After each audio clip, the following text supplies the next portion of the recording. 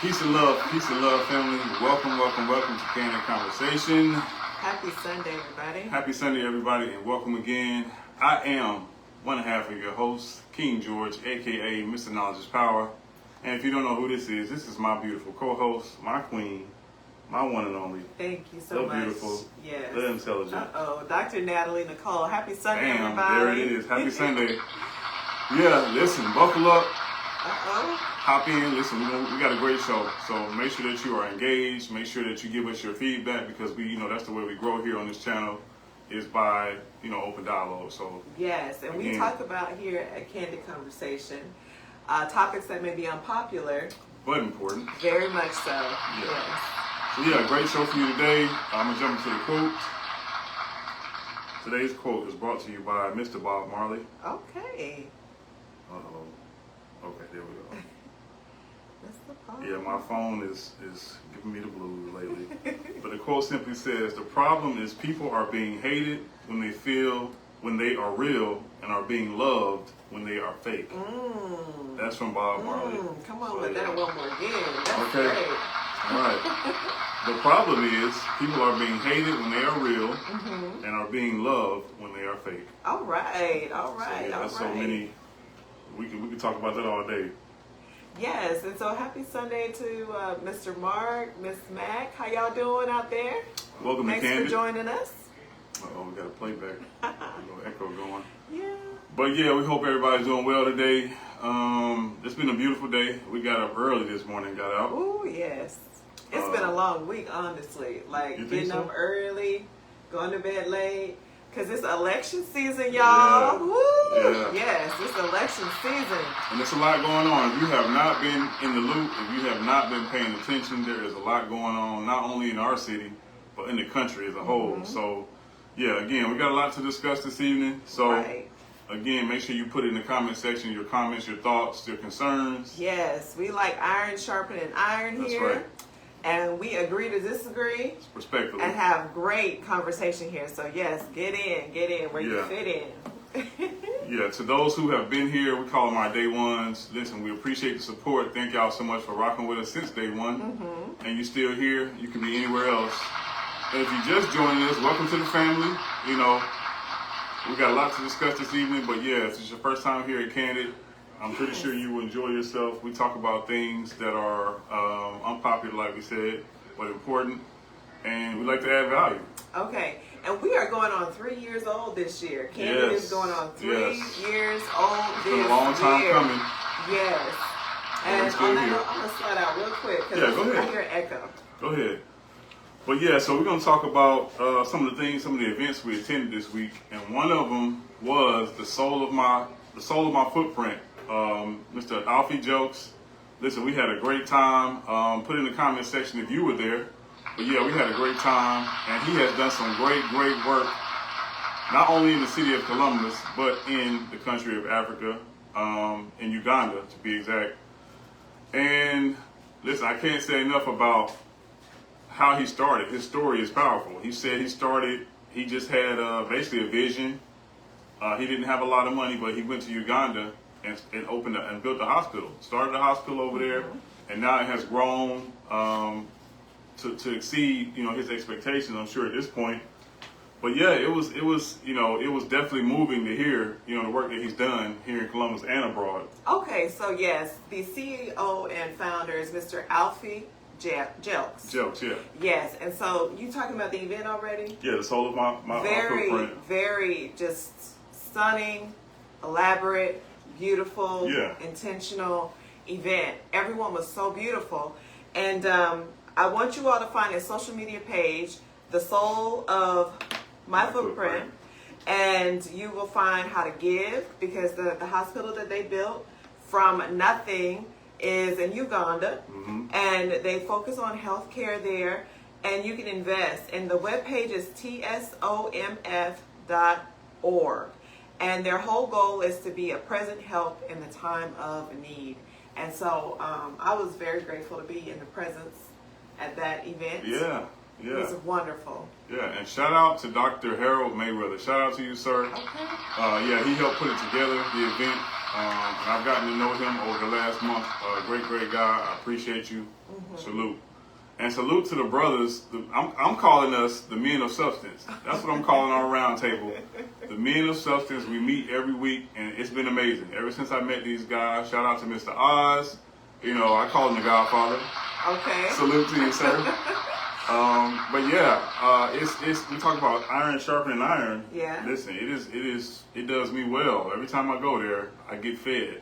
Every time. You know what I mean? Offer my input, but I'm more so there to listen. You know what I mean? To the elders who have been there and done that and have great wisdom. So I appreciate that. Awesome. Real quick, want to shout out to Sherry Aaron, District 3, who's on with us. Shout out to Sherry. And also Mr. Turner, Major Turner, retired returner. And how you doing? Mr. Wilson, Corey Wilson. How you doing, honey? Salute. Thanks for joining us tonight.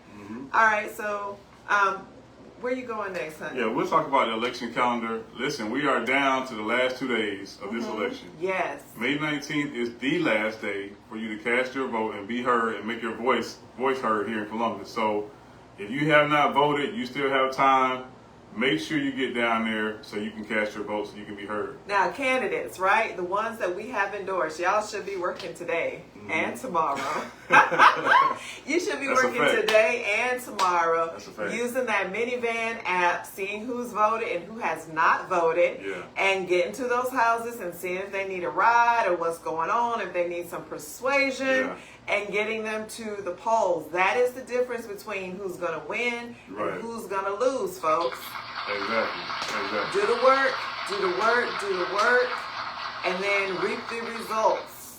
Exactly. Yes. Exactly. Yes. So we can't say enough. And we are looking to revolutionize minivan. Yes. It's going to be a matter of time. We got to work some things out. And minivan is good. If you don't know what minivan is, the minivan app is to basically give you the demographics of who's voted, what areas have not voted. So it's a good tool to use. But it can do so much more, in my opinion. But, you know, that's neither here nor there. But we're going to work on it. And I don't even know if I was supposed to be giving codes out yesterday, hint, but you better use some codes. Use some codes. Get what you need, honey. Get what you need. So, yes, we might as well go ahead and talk about that. We met up with Reverend Jesse on yesterday after the Soul of My Footprint event. Shout out to Reverend Jesse. Yeah, and now the historic friends, the friends of historic classrooms. Listen, our elders in the community be getting it, right? Because I'm thinking, after that, I'm going to be going to rest and, you know, settle down for the evening. No, he was like, let's get in these streets. Let's get out here and canvas. And so shout out to Reverend Jesse and the energy that he has from God knows where to still get it done in our communities. Because he's been in our communities as a strong advocate for a long time with receipts. Exactly. So, and that's the spirit we have to continue in. You know what I mean? And during the civil rights movement, you had to have that energy. It wasn't a choice. So we got to continue to have that same spirit, that same energy in the present day. Because, things have changed. But at the same time, not so much. Right. And we're going to get into the more voter rights of our young people out, getting active in canvassing, because you can reach people that we cannot reach. You know, when we pull up into people's neighborhoods, if we look too old or if we look too what have you, they already is like, you know, what have you. OG, they yelling OG. If they call you OG, they feel like you can't you can't relate. Right. And so we need more of our young people to join. And speaking of young people, I just want to, I think the best rally I have been to this election season was what I witnessed with Sherry Aaron's campaign. The young babies were there, and the top of it all, the best thing about it for me is that not every student that was there was in District 3. They were in different districts. But they received empowerment, they received learning how to register to vote, and they received information on how to read their ballot and, you know, make an informed decision. And that really speaks to her character for me. Because most people would have up front tried to make sure people were there that could actually vote for them. And so that was not a prerequisite. There was food, there was music, DJ was on point. It was a great experience, and I felt so good being in the energy of those young people out there ready to vote. Some of them are seniors on their way to college, on their way to the military, and so very proud of what she had on this past Friday. But I also know that's just who she is in general, and so this was just like another thing that she added to her resume of things that she does in the community. So I was very proud of that. All right. Again, salute to you, Sherry, for continuing to show up and show out, especially like you said, bridging the gap with the young kids. Yes. Trying to make sure that they're informed and they're getting out here. And everybody was so respectful. The kids were so, not the young adults, were so respectful. I didn't hear no profanity. I didn't hear no craziness, no anything. And I'm always grateful for that because, you know, too often it's adults sometimes that setting a poor example for our youth, and then we wonder why they show up the way that they show up. Yeah. So when I say the youth, the young people reflected the respect and just the honor that they have for Sherry and that event, it made me very proud, proud to be there. Yeah. All right. And listen, everybody understood the assignment by the time they went through that ballot. Yeah, everybody understood the assignment. I like that, and I hope that you'll have more events like that, not just now, but like quarterly or something, so kids can, young adults can, you know, be informed. Yeah, for sure. For sure. Yes. Okay. All right, honey. All right. Moving so right along. Yeah, I think we skipped that Tuesday is election day and about the rides. I spoke about the rides. Where you been? Honey. Welcome. Welcome to CANDID. Okay, but what about the rides too? No, we didn't talk about that part. Okay. We didn't talk Y'all about see that how you're trying to do me, right? All right, so listen, the Urban League headquarters is providing rides. Shout out to the Urban League. Yes, free rides, and the number is 706-322-6840. If somebody don't mind typing that into the comment section for me again, I'm going to say it, 706-322-6840. Okay? There is absolutely no excuse for anyone not to make it to the polls on Tuesday from 7 a.m. to 7 p.m. Okay, and when I think about that, it was another wonderful thing. Walking over there with Sherry and all of the family and the friends and the teens, it was amazing, honey. Like this thing needs to be done again and again and again. And it will be. It was amazing. It was amazing. So yes, no excuse for you not to get a ride. I mean, we are willing, we are able, and we are out here in the communities trying to make sure that you get to the polls, right? So no excuse for that. And then the voting locations, a great location for you to double check this information, but I'm going to put it in the comments later, share it. All the voting locations you can find on Denise Cambridge's page. Shout out to Denise. Hi.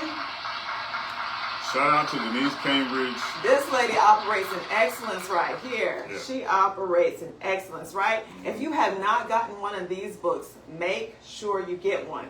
It has all of the school board meetings in it. It has all of the city council meetings in it. If you're still brushing up on your candidates, it has all of the information about your candidates and who's running here locally. So there's absolutely no excuse for us not to be informed this election season. And if you have questions, hey, reach out and call, touch somebody so we can help you out. That's what we're here for. We cannot sit this election out. Not at all. Not at all. So yeah, this is critical. You better turn the music on. No. I was just gonna go back for later. Y'all remember, was it Apollo, honey? Yeah. How they used to turn the music on when it's time for you to slide out? Looked like you was about to turn the music on. We just started to cook. Okay. We got a long way to go. Okay. So.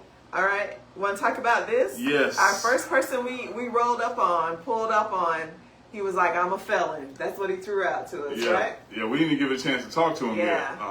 But we just explained to him as we were canvassing, or what we like to call it, a listening tour. We wanted a listening tour. A listening tour.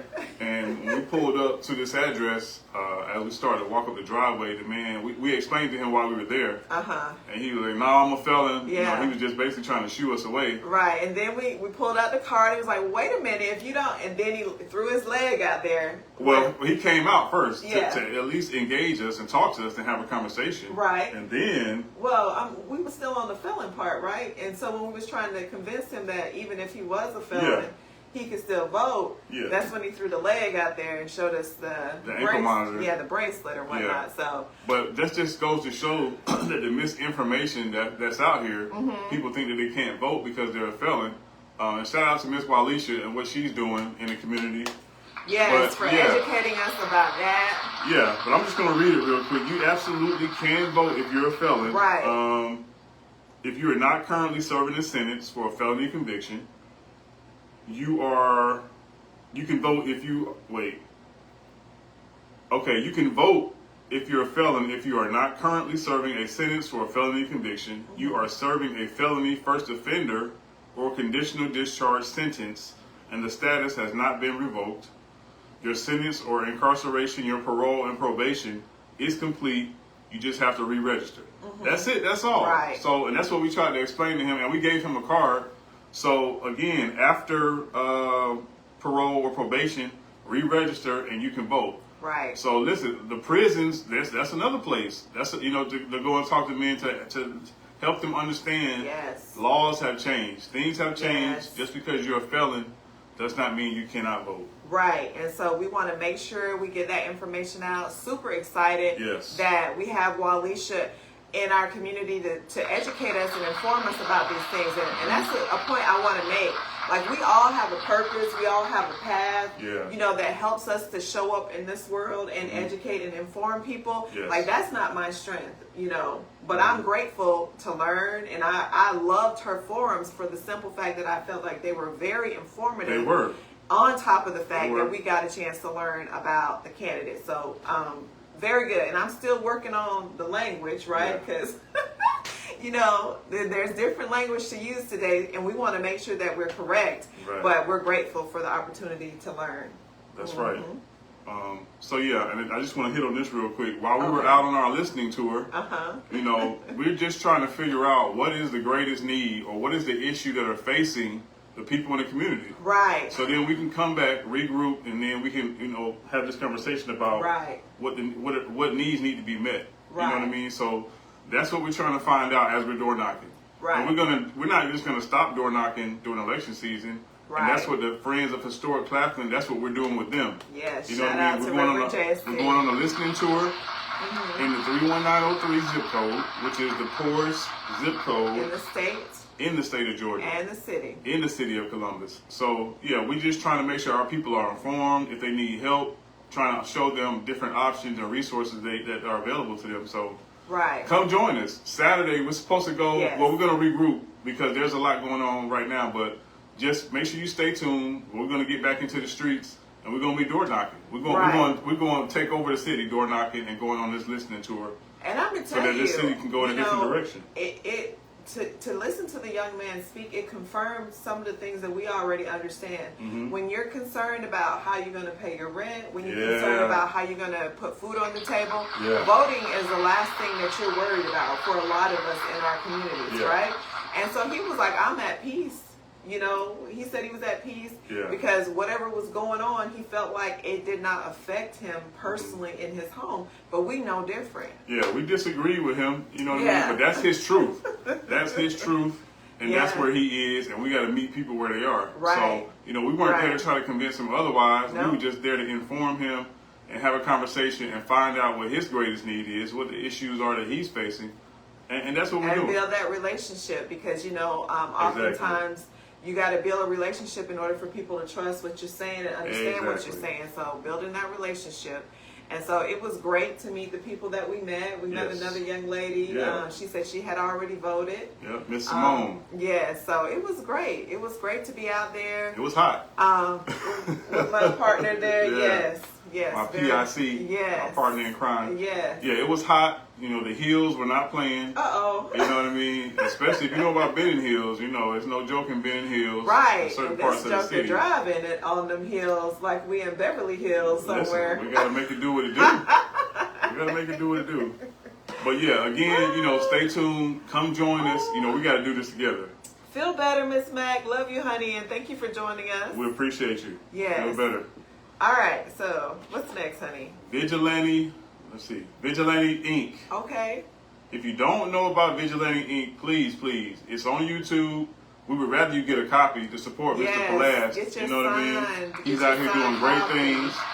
Shout out to Major Turner. Salute.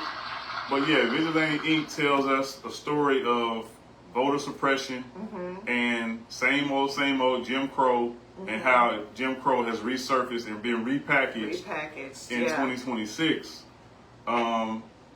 And yeah, we can go on and on about it's real life, real people, real facts, you know. And so I encourage you to watch it. If you have not watched it, I believe it will change your life. Like, we have to be intentional about the decisions we make and the people we elect. Yes. And you know, just the what's the man? Kemp? Governor He's Kemp? the governor. Yeah. Yeah, just his story alone in this documentary, it was life-changing and eye-opening for me. Like, we got to understand the history of what's going on in this state and how power keeps being in the hands of certain people. I mean, these are literally white supremacists, plantation owners, slave owners, and now he's the governor of our state. Yeah. Right? And that ideology, those beliefs, those values, things of that nature, it doesn't change. And I'm a little bit disappointed. I'm upset that there's not an outrage, because all of the bills that went forth on the Democrat side were denied, dead on arrival. But the 3 Republican, what have you, bills that they wanted done, you see this nice picture, no representation of us whatsoever, and their bills being signed. I'm very disappointed that there's no outrage about it, and I'm very disappointed that, you know, somebody tried to come in the comments and say that Randy Robertson said that, you know, many counselors contacted him, right? But you know, we have real conversations with real people that are not just going to lie to us for no reason. So if I mention a name, it's because that name was one of the names who made a phone call and had one of the bills or some of the bills canceled, okay, according to the source. And you know, these are people that we have elected to represent us, and why aren't they representing us? Why are they doing their own thing? Why are they calling, making decisions after these people have come before them in city council, made their plea on what the needs are, and then they turn right around, they smile in their faces right there, and turn right around and make phone calls that are different than what we expect to happen. We need to be outraged. We need to be upset, and we need to show up in numbers, but not enough people, you know, are seeming to care about that. And that's part of the problem that we're facing. But we're doing the work to change that narrative. But yeah, folks has got to, you know, and that's why this election is so pivotal. You know, if unless you've been under a rock, you understand what's going on with the Voting Rights Act that's just been gutted. You understand that, this is the same old stuff, different day. You know what I mean? So we got to show up to the polls. We got to show up after the polls. That part needs to get out too. After the polls, after election season is over, we still got to do the work. It's so silly for people to think, oh, it's election season and you're not going to have content. This is real life for us. Every day. We care about our people every day. It has nothing to do with an election season or freaking content. But I understand why people are saying that, because for some, that's the narrative though. Well, it's not about no content. It's not about content. This is our real life. This is not a dress rehearsal. Laws are being gutted. Our lives are being affected. And our representation is being just swept right from under our feet. And people got the nerve to talk about content. Listen, I need folks to wake up and focus on what's real. Exactly. What's real. So, did you talk about the Latino Forum? Let's talk about it. Shout out to Mr. Quinones. And hello, Miss Kelly. How you doing, beautiful? Welcome to Candid. Let's talk about the Forum La Voz Latina that was just on May 11th. And we showed up, you know, and it was a great forum. I love the way it was formatted. I love the way they did it versus, you know, some of the other forums and they had all of the candidates there. They had the mayoral candidates there. Each candidates from each district were there, and then they were allowed to go up at different times. Some of them did not make it. Some did not make it. Well, the usual suspects, then they're not going to show up. The usual suspects, they're not going to show up. Charmaine Crabb, you're not going to see her. Karen Gaskins, you are not going to see her. And we haven't seen her all election season. We haven't seen those two in particular. And then you got other candidates who pick and choose, you know, where they're going to show up at, depending on what the color of the room looks like, if you will. Yeah. But yeah, the candidates, to me, I was disappointed, very disappointed in some of the candidates, not all, but some of them, because at this stage in the game, your game plan should be solid. You know, it shouldn't take you long to explain to the people what you're about and what you're going to do for the city if you're elected. Right, and you definitely shouldn't be reading a darn essay. Oh, man. Like, we don't want to sit there and listen and watch you read an essay when he gave you the information ahead of time. He gave the questions ahead of time. Real quick, folks, a real quick class, right, in public speaking. You know, when you do a presentation, they don't want you to read the slide word for word. They want you to put bullet points up there, and you need to know the substance of what you're going to talk about. Same thing. If you are having topics and they have given you what your questions are, you should be able to look at a word and go. And if you have not been able to do that, then that means you have not studied, you have not researched, and you don't have it on the inside well enough for it to come out. And that's the problem.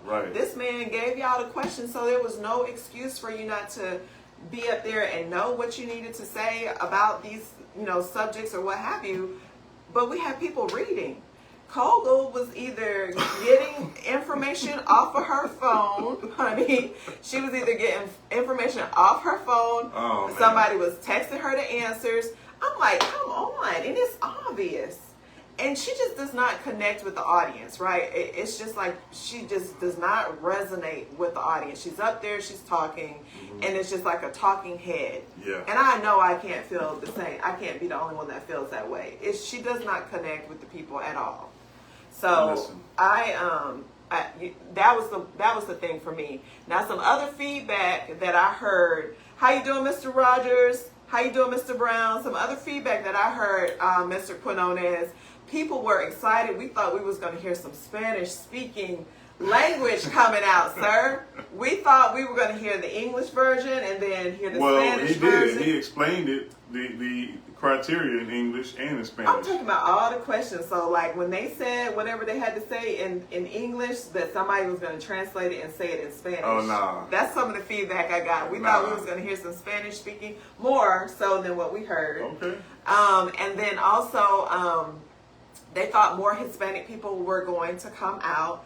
And I kind of figured that because of the times that we're in, I did not expect for a lot of Hispanic people to come out. And I believe Latino, thank you, honey. Latino people to come out. I thought maybe that, you know, their leaders was there. He called them champions, and they were going to go back and then discuss, you know, with their community what they got from the forum. So I found the forum was great. And the other part was Shiara was my best answered person for that night. I felt like she answered with substance, and I felt like even when she was answering, some of the other candidates was like, oh, you know. And my worst person, Kogel was my worst person. My next worst person was Anchor, because they would ask him questions and he was like, well, all citizens matter and all citizens.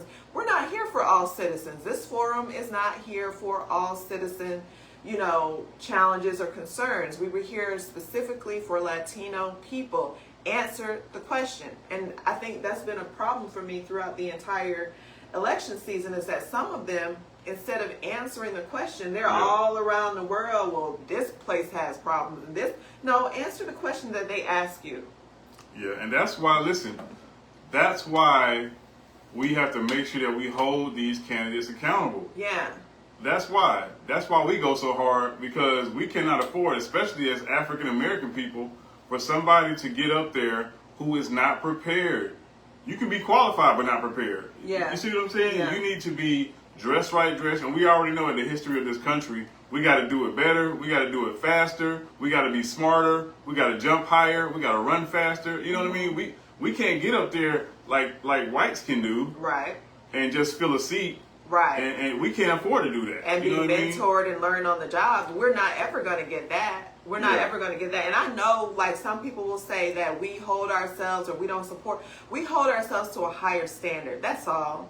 We don't want someone to get in that seat, because ultimately what happens is it becomes an embarrassment. It becomes a humiliation for, and that, see, I told you they couldn't do it. Look at this, and look at how they're showing up. If we don't come, and we don't come to play hard and play right. That's all there is to it at the bottom line. We love our people, and you know, in some instances you may be able to get away with flying under the radar, but when it's a public representation of a lot of people, we need to make sure you come in correct. And when I say that, I think about Mr. Adrian Consaneri Jr. That young man is squared away upon squared away Salute to you, sir. Squared away. Young man. He is ready day one about any and everything you ask him. And I love that because it has taken time, it has taken research, it has taken him being committed to really bringing, you know, showing his real self and bringing his best self to the seat. And I'm going to say it's some adults that don't even bring it like that in this election season. Well, so that's why I'm just saying. That's why we go so hard in holding people accountable, because for some reason in our community, why are the standards so low? And we don't, you know, our people will they'll go on Yelp and do their due diligence on reviews for restaurants. You know what I mean? Versus doing the work and probably vetting and Google reviews. They'll make sure they go and check those restaurants out. Right. But when it comes to leadership, you know, the standards go. Yeah, for some reason. Anything goes. Yeah. And we will give, you know, I mean, Kogel is definitely not. She is not mayor material. And there are people out there right now that's got more sense than she has, that has more education and experience than she has, that's willing to vote for her. And that is just low and disgusting to me. Let me read this comment real quick from Mr. Wilson. Okay. Sounds like the city council asking a million questions about information they already have and supposed to have been looked over. That is absolutely correct, sir. Like this budget review, they're in there asking questions. They have had this budget review. They're not prepared. They've had opportunity to read it. You know, and a good leader would make notes, highlight, make sure they know it like the back of their hand. But they have not, and then they get in there and ask questions, and it's obvious that they have not went through that book, read it, and come to these budget reviews prepared. And that's another thing that we need to be paying attention to, because we do have another election cycle coming up for the even numbers, 2, 4, 6, 8, and 10, and a lot of people got to go. Mr. Corey, what district you in, honey? What district you in? Listen, and like we talked about, we need more people like Corey. Yes. We need more people like Adrian. We need more people who not only care, but are going to show up prepared and ready to go. Yes, and not afraid to speak truth to power. And that's what I'm loving about Mr. Corey. His first time, I believe, on that city council agenda, and he brought the facts, honey. He didn't play with them. He brought the facts. And I appreciate that. And, you know, we also had some other people on there bringing the facts this past Tuesday. Shout out to Listen. Wait, can I do a rendition? Yeah, you can do a rendition. Wait, not this paper. Let me see. Oh, I don't think I got a paper, honey. What about something in there? Okay, let's see. But yeah, and when we talk about, this is a movement. This is not something that we're just doing during elections. This is a movement, and this is something that we're going to be doing 365. We got to show up to the city council meeting consistently in large numbers to let these folks know we're not playing. Right. That's the only way things are going to move, and that's the way things are going to change. Now, if anybody watched it yet, or if anybody, was in present, right? Yeah. Listen, Pastor Mark Lawrence tore the papers up for the people. Yep. And listen, why did he tear the papers up? He tore the papers up because he was like, you know what? I don't even want to say what I need to say anymore, or wanted to say anymore, because look at this city council being so absent. And this is an issue that needs to be addressed. And I don't know if we need to wait until new leadership comes in and they address it. But right now, the public agenda is the only time that people know for sure that the city council members are supposed to listen, right?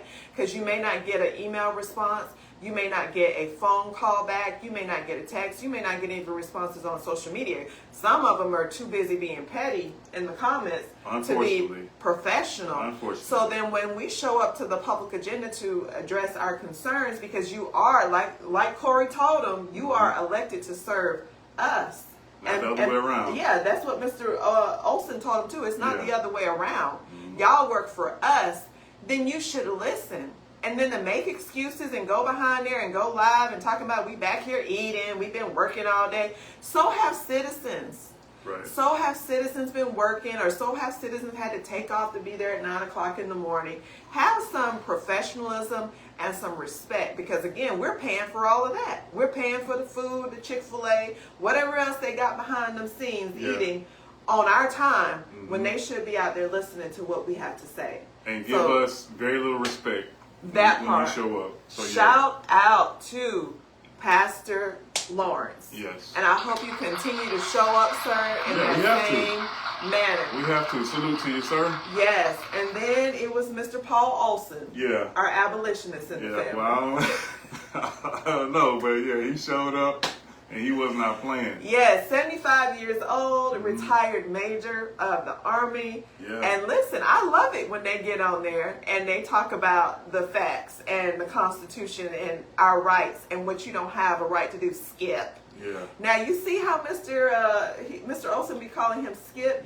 and then our people will get up there, Mr. Mayor and City Council, and all these accolades and respect and all this kind of stuff, and wasting our 5 minutes.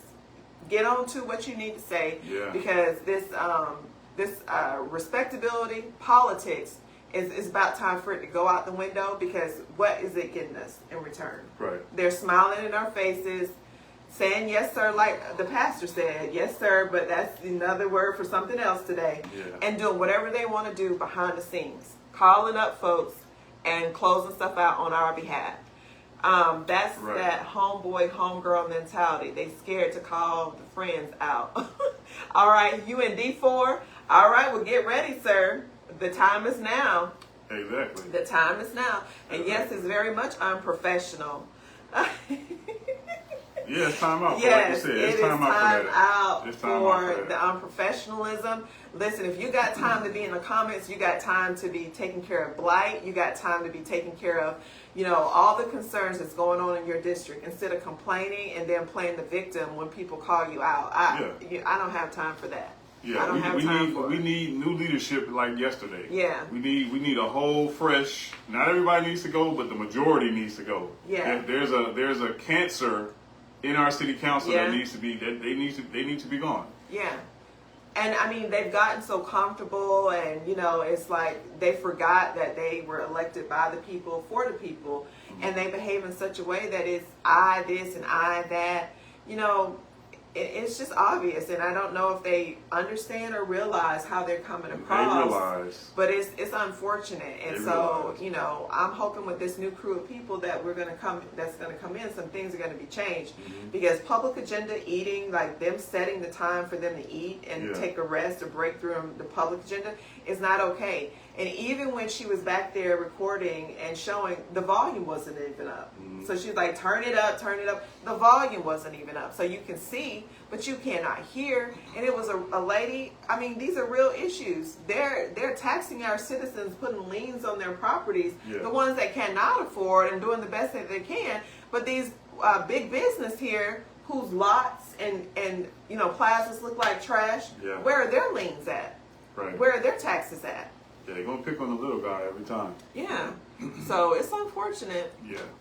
He said left him. Okay, not the abolitionist. I like him. Yes, we love Mr. Paul. We love Mr. Paul. I don't know about that, but he's bringing for the city council a public agenda. He sure does. Yes. Square him away right away. Skip. Yeah.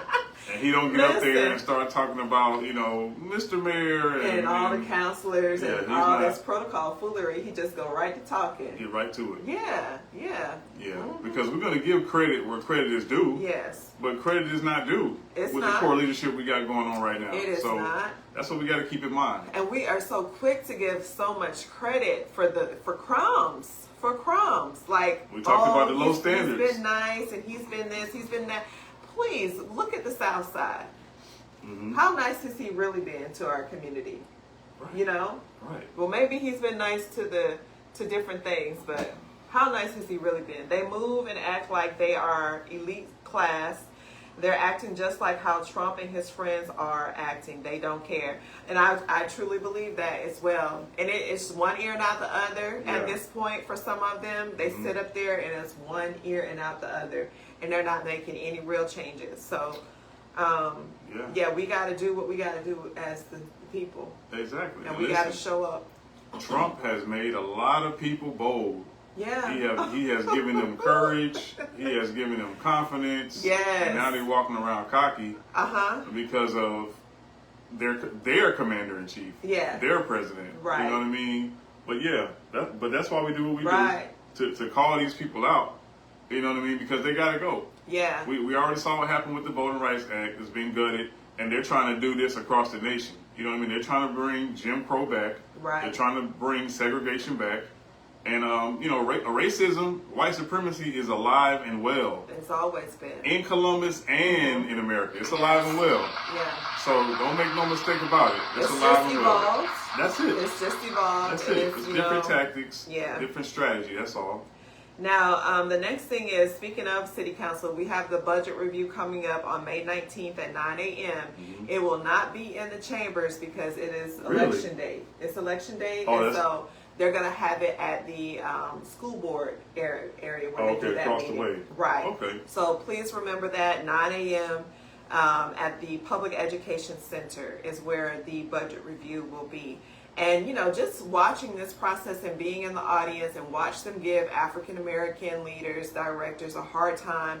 And then when the Caucasian ones get up there and say their spiel, they're happy, go lucky, no comments. And let me add this to the line item or what have you.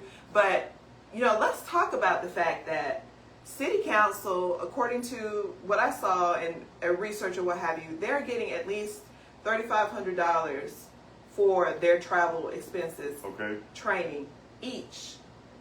Wow. Their budget is over $400,000, over almost $500,000. Just the council alone? Just the council alone. I want to know why, what and why.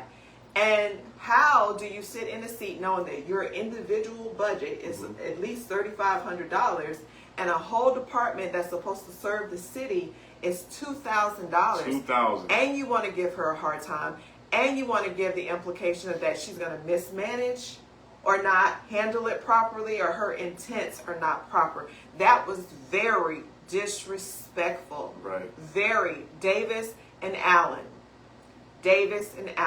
And she wasn't asking for more money. She wasn't asking for more money. Exactly. She was just asking for the money that's allotted for her budget to be moved. That's all she was asking. By law, she is allowed to move her money the way she wants to move That's all she was asking them to do. Right. And she got the third degree about money that's already budgeted for her office, for her department, which is crazy. Not asking, and made that very much clear. Yeah. She was not asking. She had $70,000 and whatever it was that she could use to get additional training for whatever they needed. Mm-hmm. And instead of them just saying yes, they want to give her the third degree. And folks, if y'all are not paying attention to how this stuff is going down, you need to pay attention, and we need to support she's an elected official. Yeah. We need to support our elected officials because they should not, so is Mr. Thomas, they should not have to go through no foolery from these people that we have elected. Exactly. And they're picking and choosing who they decide gets money and who doesn't. That's right. I mean? And there's a need. You already know the 16,000. Is it 16,000 backlog? Yes, that was the number. 16,000. So we got people sitting in Muskogee County Jail right now. Yes. That's in there, not for a violent crime, not for a serious crime, and they may be innocent, but they can't even get a trial because they don't have the staff to get these cases to be heard. Right. And the city council doesn't want to approve more money so that they can hire more people so they can expedite the process. Give the judges all the things that they need. They have a right to a speedy trial. That's a right to a speedy trial. And they don't care. These folks sitting in these seats do not care. And they don't care. Like I heard Corey say, like they control the money like it belongs to them. Especially like Glenn their personal coins. Especially Glenn Davis. And it's our money. It's our money. When they start saying I won't and I will not, we already know that they have far surpassed the understanding that they are elected to represent the people. Right. Listen, Glenn Davis sat up there and said, I cannot. He said, I will not. What did he say? I cannot and I will not. Yeah. Give money or extra money for Mr. Siobhan, the solicitor. What's his title? Yeah, Solicitor General. for him to get help to hire more people so they can expedite this process. Wages, because he's losing people because the other departments, the DA's department is getting more money, or offering more money than what he can offer. And you know, all you got is Mr. Walker Garrett trying to support this, and Mr. Chambers trying to support this. Everybody else up there is silent and crickets. But every time Toya Tucker wants to go traveling and wants to go on training, you know, they're approving for her to go train and borrow money, and always going to be paid back. Everybody's jumping through hoops to make sure she can do what she wants to do. But in our departments, where what they're elected to serve, they don't want to jump through hoops to make sure those people are taken care of. Right. Crickets. Right. He said it's open season. Cliff Rogers says it's open season on people of color in positions of power. Yes, it is. Say that, sir. It is. That's a fact. That's a fact. Yes, it is. And they know it. They know it. They know it. They know it because they are operating in alignment with their leader. They're operating in alignment with their leader. So. Listen, we heard Mark LaJoy say out of his mouth, if an African American mayor is elected, he should move. Check the deuces. He's gone. I mean, and this guy wants to be our mayor. Yeah. He's a Trump supporter, by the way. Yeah. But this is what we're dealing with. These people are bold and cocky. Right. You know what I mean? And he wants to be the mayor of Columbus. Right. And he's good buddies with, you know, Steve Kelly, and good buddies with Jason Patterson. You know, and so that right there in itself should be a red flag for some people, but it's not. You know, it's not. Y'all still hang around these people like they're your best buds and they love you and care about you, but in fact, you know, I wouldn't say that they do. They do not. But real quick, Mark LaJoy is running his platform. He keeps talking about community and public safety. He keeps running. That's what he's running his platform on. So he wants to lock up African American people. That's what he wants to do. Right. He keeps talking about the jails. He keeps talking about gangs and crime. Crime is down. Yeah. Crime is down, but all he wants to do is lock up because we already know safe. Our city is not safe. We already know the demographic of people who make up the jail in Columbus as far as the inmates. Somebody said, I hope the U-Haul is ready.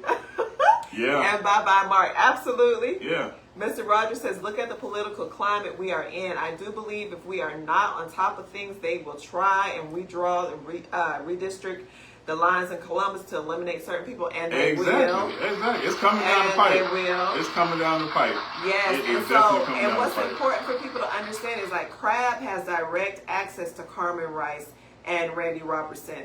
Glenn Davis, the mayor pro tem, all of them can just pick up the phone and say no about anything or yes about anything in our city, and they make it happen. And so does the mayor. Where is our power like that?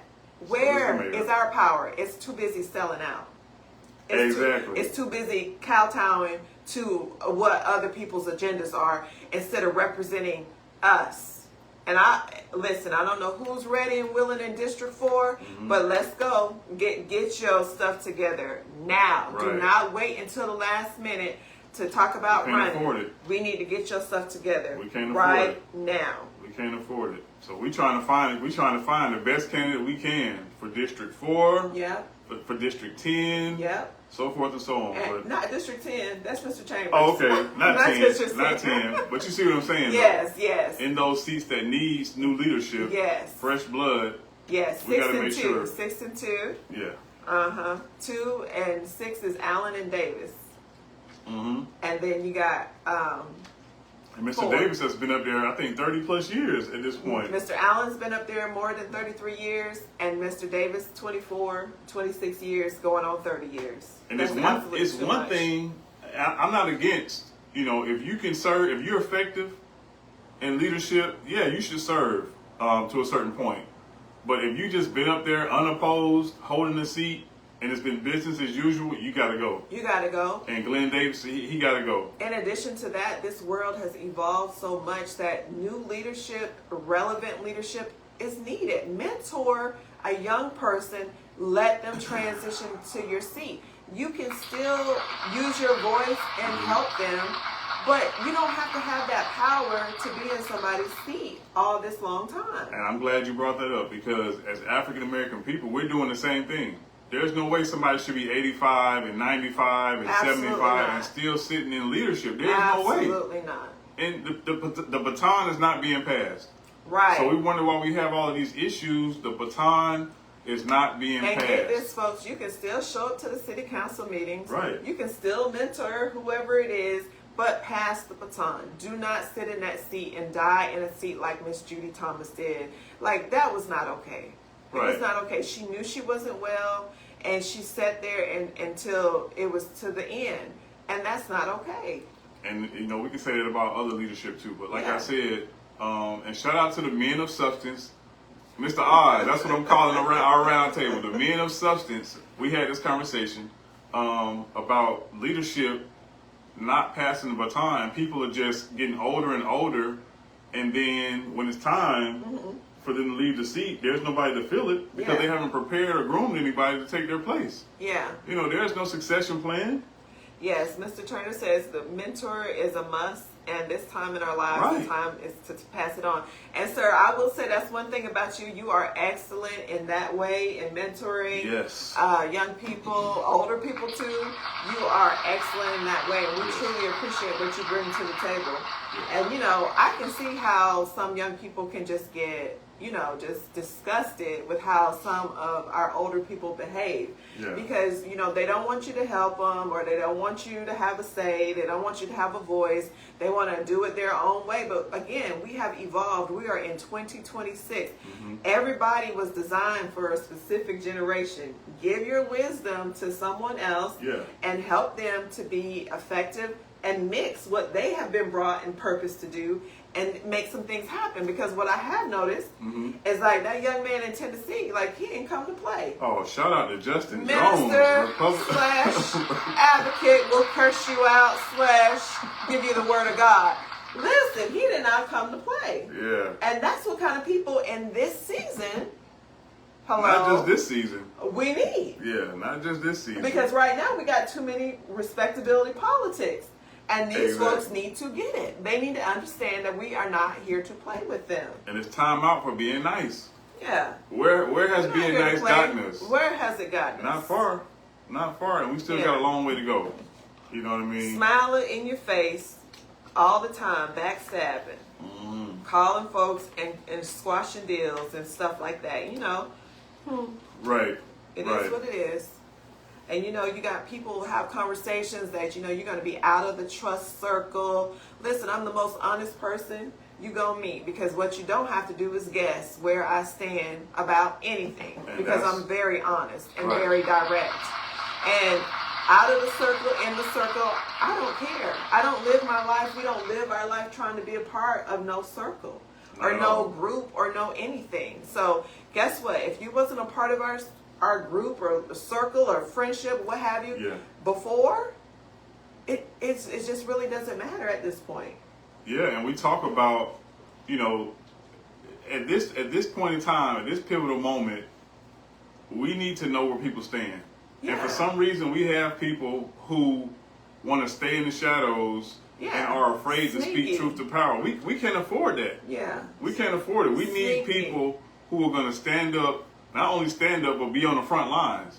You know what I mean? But for some reason, our folks, and I don't even want to say our folks, but some of our folks do not want to make sure that they are choosing to make themselves seen, if you will. Right. You know what I mean? We need to know where people stand.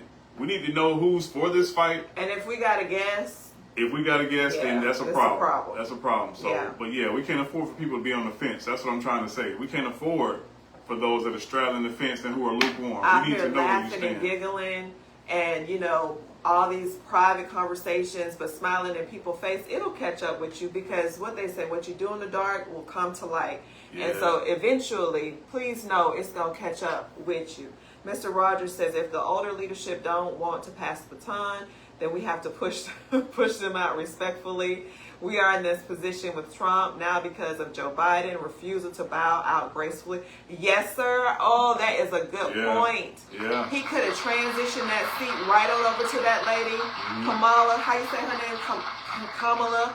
He could have transitioned the seat right on over to her and let her walk right into power, instead of her having to run and all this kind of foolery, knowing he was not well. Yeah. That you're right. And what? He showed his true colors. He showed his true colors. And listen, that brings up Sanford Bishop. You know, who's his successor? Like who has he groomed to take his position? Hello. You see what I'm saying? And that's what we keep running into. Hello. That is a major issue in Columbus. We have leadership in leadership positions forever. Right. They gotta be pushed out in a wheelchair. And you can still lead through somebody else. You can still pass the baton and lead and support someone else. You know, choose somebody that's going to listen now and do what you ask them to do. Now, on the other end of that, right, we got this District 15 seat, right? Yes. Where, you know, a man has waited until he was 85, decided to transition, and now he wants his son to take his seat or what have you. Right. I mean, how do you feel about that? We're talking about Ed Harbison and Ed Harbison Jr. But that's just another example of what we're talking about. You know what I mean? And we don't know much. At least we don't. You know, we've done as much research as we can to vet Ed Harbison Jr. But we don't feel like he's the best candidate to represent District 15. We just don't. We just don't. And again, Ed Harbison Sr. shouldn't have been in that seat for that long. Right. There's Absolutely no way. not. And when we think about who's fighting for us here in Columbus, who's pushed bills, who's going to speak up. Listen, when we go to these places and we see Teddy Reese on the platform to speak, he does not talk about himself first. Yeah. He is not the type of person to be like, I'm here, I need you to vote for me. He talks about other people who are running in this city, who are going to support and stand up for what we need in this city. And I respect that. I respect that. He doesn't make it all about himself. He is sharing the wealth and the love with other candidates who are running. And I can't say that other candidates have done the same, right? When they get up, they talk about themselves. When he gets up, he talks about other people. That shows that he cares. Right. And the fact that we know he has a track record of fighting hard for our community. That's the difference between somebody just transitioning into a seat because it's your dad and somebody who's actually been working in the space, showing up day in and day out for our communities. That's the difference. And I hope people got that. Yeah. I mean, he's visible. He does not bite his tongue. He's not afraid to get in some good trouble. Yes. You know what I mean? And that's what we need. Absolutely. That's what we need. Absolutely. And listen, the words are sharp. Yeah. And they're true. If you missed the soul of our footprint, he was the guest speaker there. You missed a powerful word. You missed a treat. Yes. You missed a treat. And shout out again to the men of substance who were in the room, Dr. Harold Mayweather, our godfather, Mr. Oz, and the rest of the brothers who were there. Again, the men of substance, that's what I'm calling us. But yeah, we appreciate y'all. And again, if you did not make it to the soul of my footprint gala, you missed a treat. All right, so Mr. Rogers says, I believe Chris Kelly used to work for Sanford Bishop. Yeah, I think he still does. I think Chris Kelly still does. And what does that mean? Are you suggesting that he's the one that's going to be, the baton is going to be passed on to, sir, Mr. Rogers? Yeah, we'll see. Yeah, put your comments in the comment section, but we'll see. We'll see. And if you're watching this right now, we ask y'all to please share this with your friends and your loved ones. We appreciate it. Share this right now. Thank you. Let's see. Janine, how you doing, Webster? Janine Webster says, we have too many career politicians. Right. They say too long and get way comfortable. Yes, way too comfortable. We definitely shouldn't allow nepotism. His son should not get District 15, and he should not.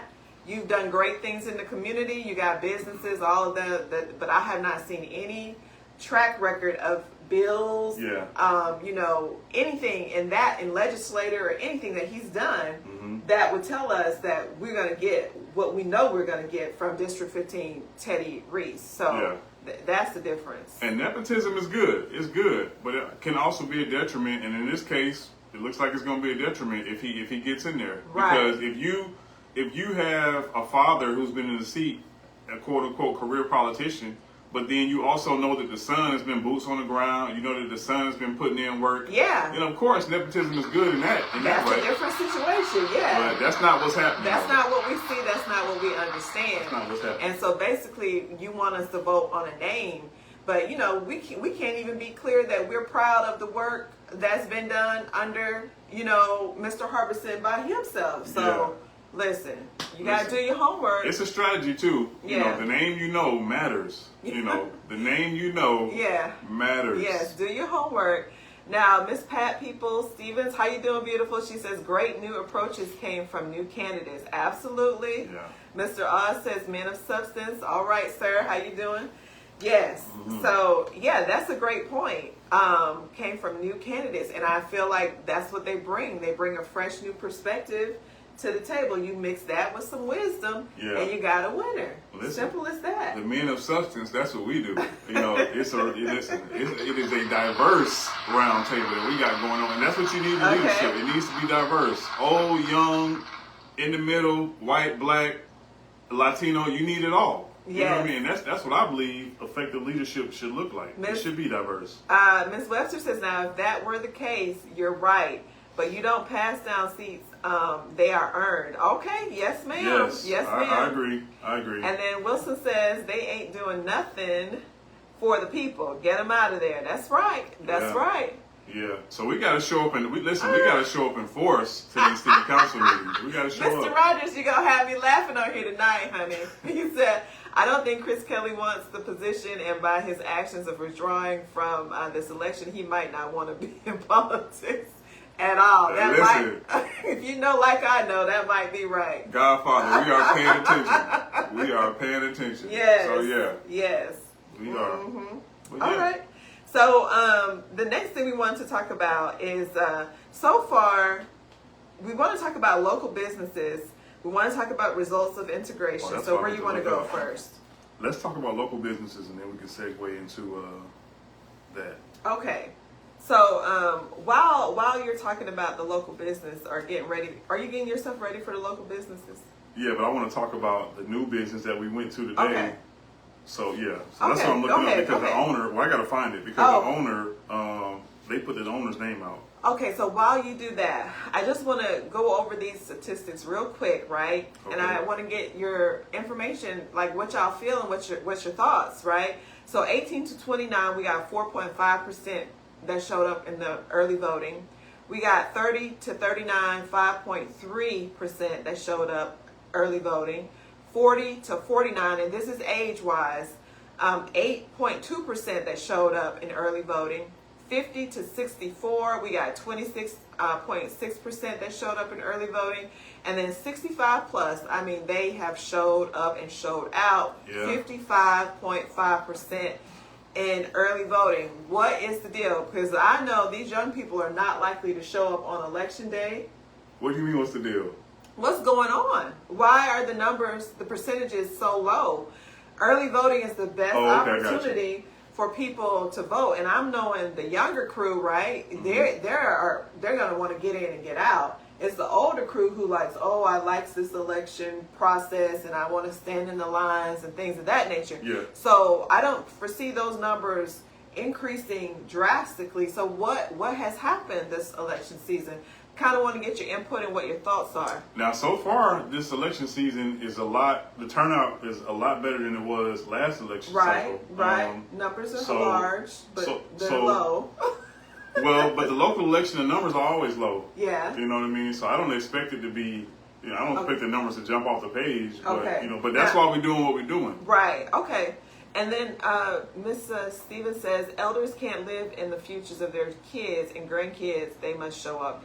That's so true. Yes. That's so true. Yes. Okay, honey, you got it? Yes. So, real quick, if y'all know anything about Ray's Donuts, they just had a grand opening this past Friday, 2 days ago. And they're new on South Lumpkin Road. It's a nice. The building looks nice. They put a lot of work into it. You can tell that they put a lot of care into the construction of it. It catches your eye. The remodeling of it. Yeah. So here's the question though. And if you've been driving up and down Victory Drive, if you've been driving up and down South Lumpkin Road, if you've been driving up and down Fort Benning Road, St. Mary's Road, mostly District 7, 3, and parts of District, I think, 1. Our community is not owned by us. Not at all. And we talked about this, the men of substance talked about this earlier, but in our community, every business that's in that community is Majority. owned by someone else. Yeah. All of the literally all of the gas stations in Columbus, just about, I would say 90%, if not 95%, are owned by either East Indians but they're not owned by us, especially in our community.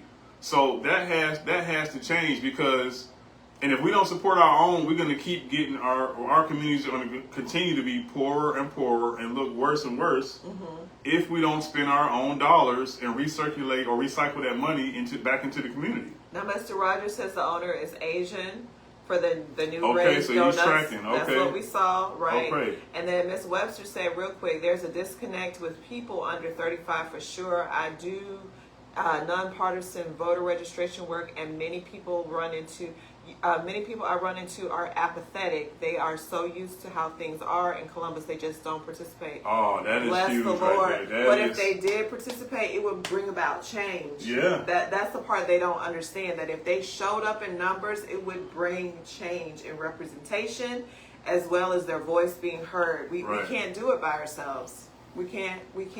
Yeah. Okay. Yeah. So, I mean, I feel like that's a great point. And so, like, what is the root of the issue? Or is it that we're not getting loans? Is it that we don't want to open businesses in our areas? Is it that when we open a business, we don't get the support that we need? And so what's the problem? What's the issue? Well, I think it's a mix of all of that you just said. Okay. And what say you put your thoughts in the comment section. But it's a few reasons why. If you guys are familiar with Thelma's that used to be on Victory Drive, Thelma's didn't make it. And there's another location in Eufaula. But Thelma's, we went to Thelma's a couple of times. The food was great. Yes. The atmosphere was great. They were playing live music. You know what I mean? So I believe we just don't support our own enough. We don't. Like it's frustrating, and it makes me angry that. And it's nothing against, we just want, we got to do better as a community. If we want to be respected, we have to do better and support our own. You know what I mean? We can't keep asking them or asking somebody else to come and help our community when we can do the work ourselves by supporting and recycling those dollars back into the community. Well, to me, it's just we have a different, just path than other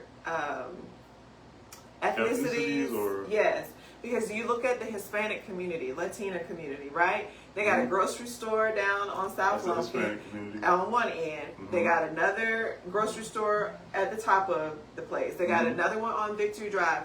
They are creating what they need to sustain. They're using their money as recycling in their communities and building the things that they need to have their own little piece of heaven here in America. Why is it that we are not able to do that? Is because for a long time we have been brainwashed to assimilate to the American way. We have been brainwashed that this is how your hair needs to look, this is how you need to dress. We weren't allowed to have our own identity, and therefore we didn't need to feel like we needed to depend on one another and serve one another in community, because what they wanted us to be and who we needed to show up, they provided. Yeah, and that's a lot of work to undo that. That's part of it. But at the same time, that's no excuse, because smart people like us, smart people who are watching, we know better. You know what I mean? And how many African American owned businesses do you patronize? That part during the week. You know what I mean? We got to have that conversation, because And we see people going out of business left and right. Nieces is still afloat. Right. But we went on Casita Road, and the whole plaza next to these apartments and all of that construction that's going Everybody's gone. At the top of they're gone. That's right. They're gone, and that's what's happening. And that's why the community looks as bad as it does, because we are not supporting our own people. Okay. Like, where do you buy your hair care products at? Your beauty products at? Do you go to Mr. Larry's? Do you go to Lakeitha Ash? You know what I mean? Or do you go to the Asians? You see what I'm saying? Right. We got to do better. Automatically, most of us go to the Asians and the Indian people.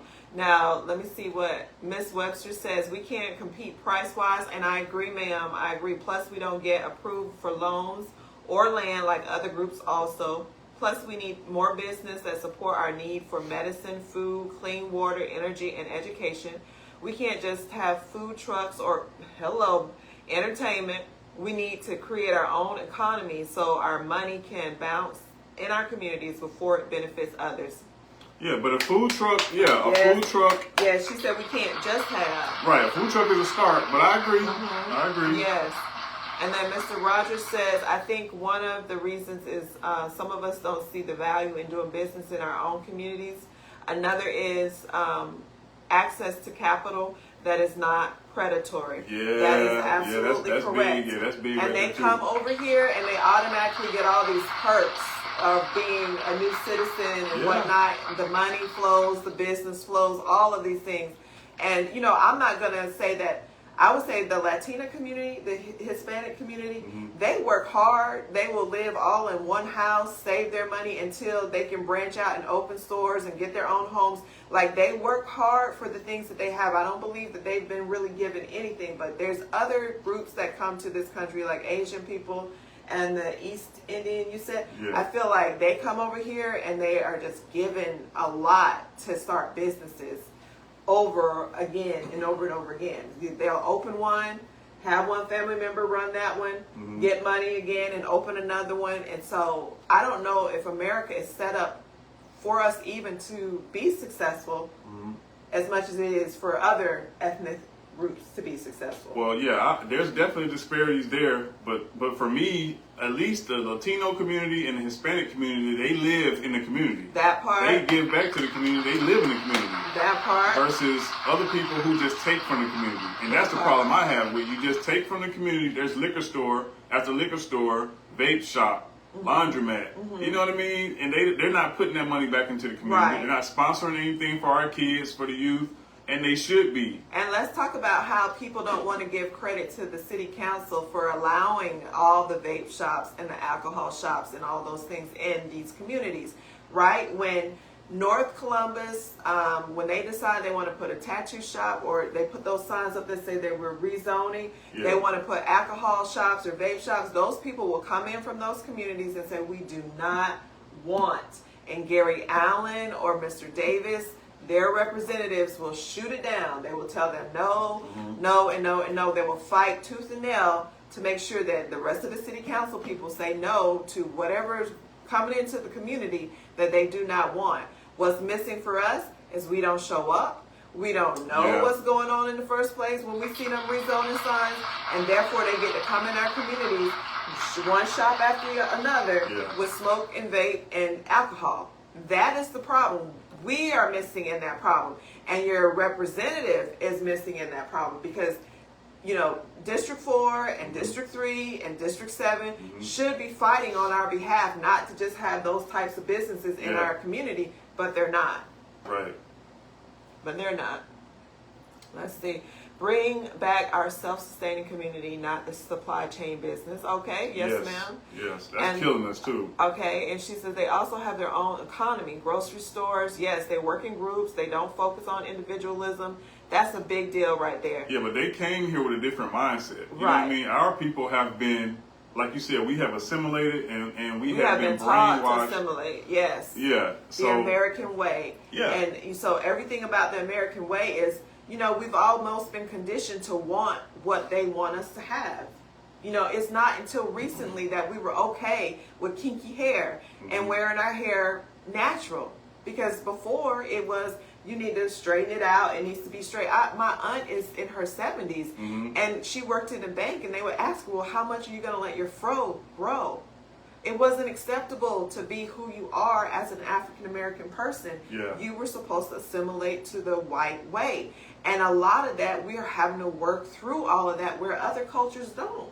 They don't have to come here and try to figure out how to be white because we're Hispanic or we Latina and this is what we eat, this is what we like, and we're going to make a community where we can get things that we want. Yeah. Listen, and that's what I love about the Nation of Islam. And you can say, people say what they want about the Nation of Islam. And I've been to the mosque plenty of times. I've talked to many Muslims, had conversations, in-depth conversations. But that's what I love about the Nation of Islam. They're about the culture. They're about the people. and they're about, listen, you're gonna leave empowered, honey. Yeah, if you don't do nothing else. Feeling empowered and proud to be an African. Do they say African American or what? Yeah, they say you're gonna both, be proud. Yes. But they keep the money in house. Mm-hmm. You know what I mean? Everything is black owned when it comes to the Nation of Islam. You know what I mean? They don't outsource. Yeah. Everything is black. They keep everything in house, and that's what I give the Nation of Islam, and that's what we need to have that same mindset. Yeah. So shout out to Brother Muhammad. Shout out to Dr. Hood and those brothers who are doing great things at the Mosque number 96. Salute to y'all. Yes, and like I can't say this enough. You are going to leave feeling proud to be black, feeling proud to be African American. Listen, if you don't leave feeling nothing else, you're going to leave feeling that. And I respect and appreciate that. Listen, because our people need that. They need that. A sense of pride. Malcolm X asked the question, who taught you to hate yourself? Right. Who taught you to hate the shape of your nose? Who taught you to hate the shape of your lips? Yes. Who taught you to hate the texture of your hair? And that's what we're talking about. And that's what we face. And we know who taught us. We know. Corey says, I'm 34. Let's see. I'm 34 and I say I didn't vote for so long because I felt the government didn't care about my community. It's deeper than that, but that's a lot to type. Laugh out loud. And you are not just right. you. Yeah, not just you. Yeah, not just you. You are right. You are right. A lot of us have that same sentiment. Yes, and it can become overwhelming. It can become like, why should we care?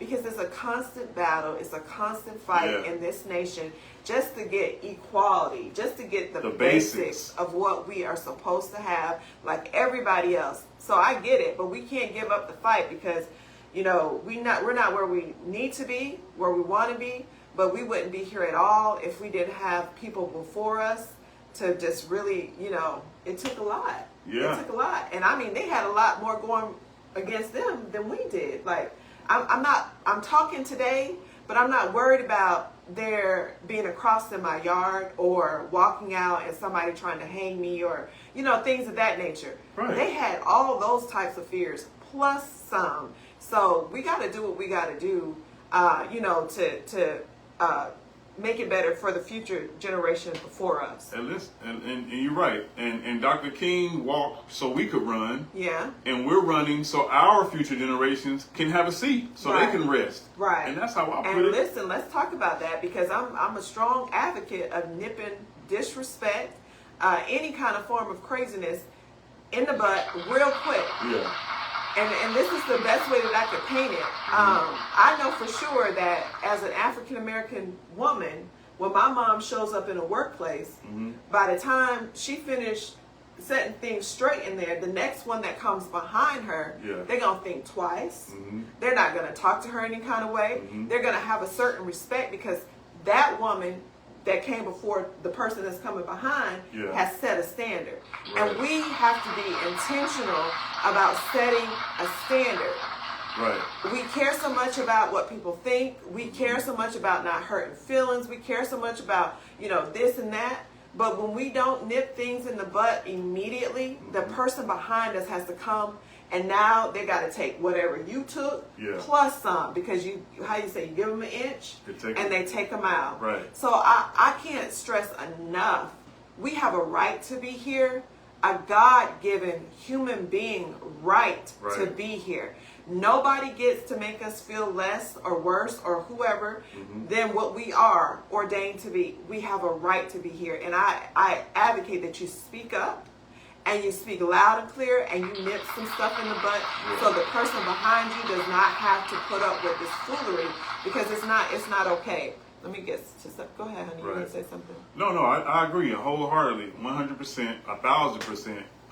And I believe that some of the elders, not all, they failed us to a certain degree because they did not nip it in the bud. Right. So that we wouldn't have to be having this conversation. We wouldn't have to be fighting the way we're trying to fight with this new redistricting Voting Rights Act that's going on right now. We wouldn't be having some of the problems that we're having if they nipped it in the bud years ago. Right here in Columbus. And the mindset is still prevalent in Columbus, and I'm talking about the mindset of playing in the background or being afraid to speak up. Let me be humble. What is that? Let me be humble and things of this nature. And what is that? So when I walk in a space and there are people that are older, there are women that are older than me, and I see people that are younger than them, or I see people that are maybe their age talking to them like they are a child or being disrespectful. Listen, I'm offended, and I'm going to say something. And I feel like those older women should have already nipped that in the bud so nobody felt comfortable to talk to them any kind of way or, be disrespectful. I'm going to say something about it. And you're going to know that you don't talk to them like that. And you're not going to talk to me like that. Yeah. And we got to, as a people, we got to do better about that. I can't be older, setting an example and being a role model for a younger person and allow them to see somebody talking to me and disrespecting me, and things of that nature. Mm-hmm. We gotta nip it. We gotta nip it. Right. So Miss Williams says our people have the Willie Lynch syndrome. Oh, man. It is embedded in us. We have to break this cycle. Yeah.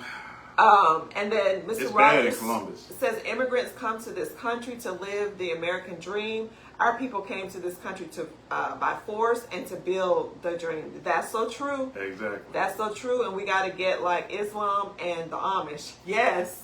Yeah. I seen something today that said that people are clickety-clacketing right past them gas stations, right? It was hilarious. The Amish, yes. Clickety-clacketing right on past them gas stations because they don't have to pay for gas and things of that nature. And that's the truth. Right. This is all like great information. And Miss Williams, what I want to say about the Willie Lynch syndrome it's bad and it being embedded in us. Oh, man. We were just having this conversation today. Like, we cannot assume that people know better. Mm-hmm. We got to be intentional about teaching and empowering our people. We cannot assume that people know, because you would be surprised. It's older people that talk a certain way and conduct themselves a certain way. Yeah. It's younger people that talk and conduct themselves a certain way. And it's like, are you serious? We got to do our part as educators. If that's your purpose on this earth, is to educate and empower. People will be like, oh, your post be too long. But listen, I got to break it down. I got to break it down so you get clarity and so you understand, and everybody has to do their part in that. Right. Yeah. Right. So, and again, the Willie Lynch syndrome or mindset is bad in Columbus. Mm-hmm. It's terrible. And then our own people will try to convince you not to speak too loud, not to agitate. Yeah. You know what I mean? What is that? Yeah. You know what I mean? You don't want to upset good white folks. You don't want to upset them. I don't like to be in the presence of a white man talking disrespectful to a black man and a black man taking it. I don't like it whatsoever. I've been in presence where I've been in schools and different things where a white man has talked to a black man, and because they could, and because they knew they wanted something, that they're trying to progress and get promoted and move up in life. They knew that they could take advantage and talk to him any kind of way, and this person wouldn't say anything.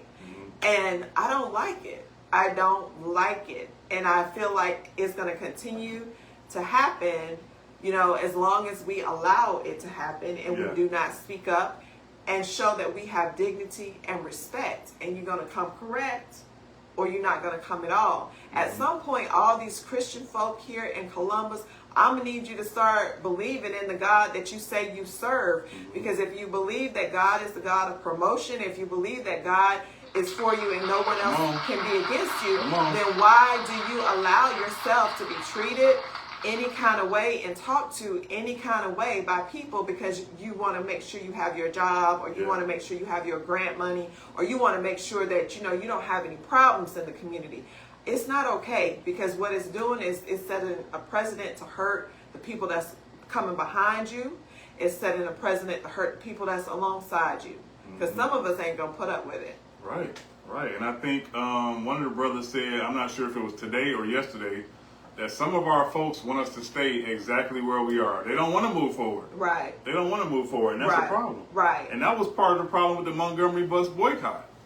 Some of those people did not want to participate, or they did not like what the Montgomery bus boycott was doing, because it was upsetting, the opposition. Right. It was causing problems. Yeah.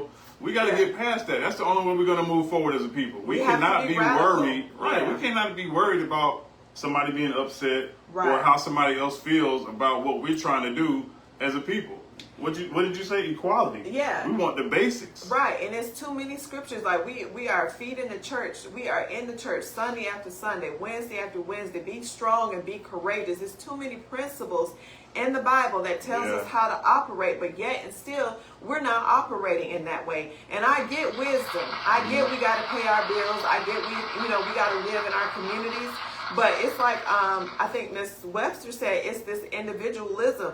Oh, I got mine. I'm not worried about nobody else. Yeah. I'm a suck it up and take whatever I'm taking, but I'm not concerned about anybody else. And that is what's hurting us too as a culture and a community. Listen, and that's what brings me to the Godfather when we talk about integration.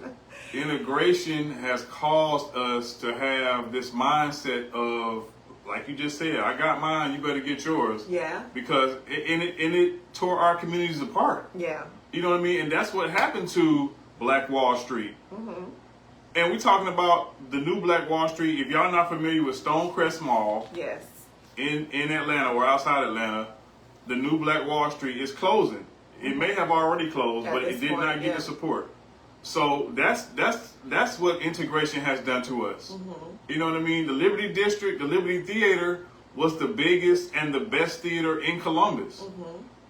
And now look at the Liberty Theater. Now look at the Liberty District. Mm-hmm. And we can talk about so many other things that have fallen by the wayside because our people would rather go patronize somebody else. Right. You know, the water tastes better, the white water fountain water tastes better, or you know, you get what I'm trying to say. But yeah, integration has caused a great problem in our culture, in our community. All right, let me get caught up with the comments real quick. Mr. Wilson says, as I was in the community trying to push self-love, Black history, and economics, I got so overwhelmed with the fact that so many of our people are lost. Yes, sir.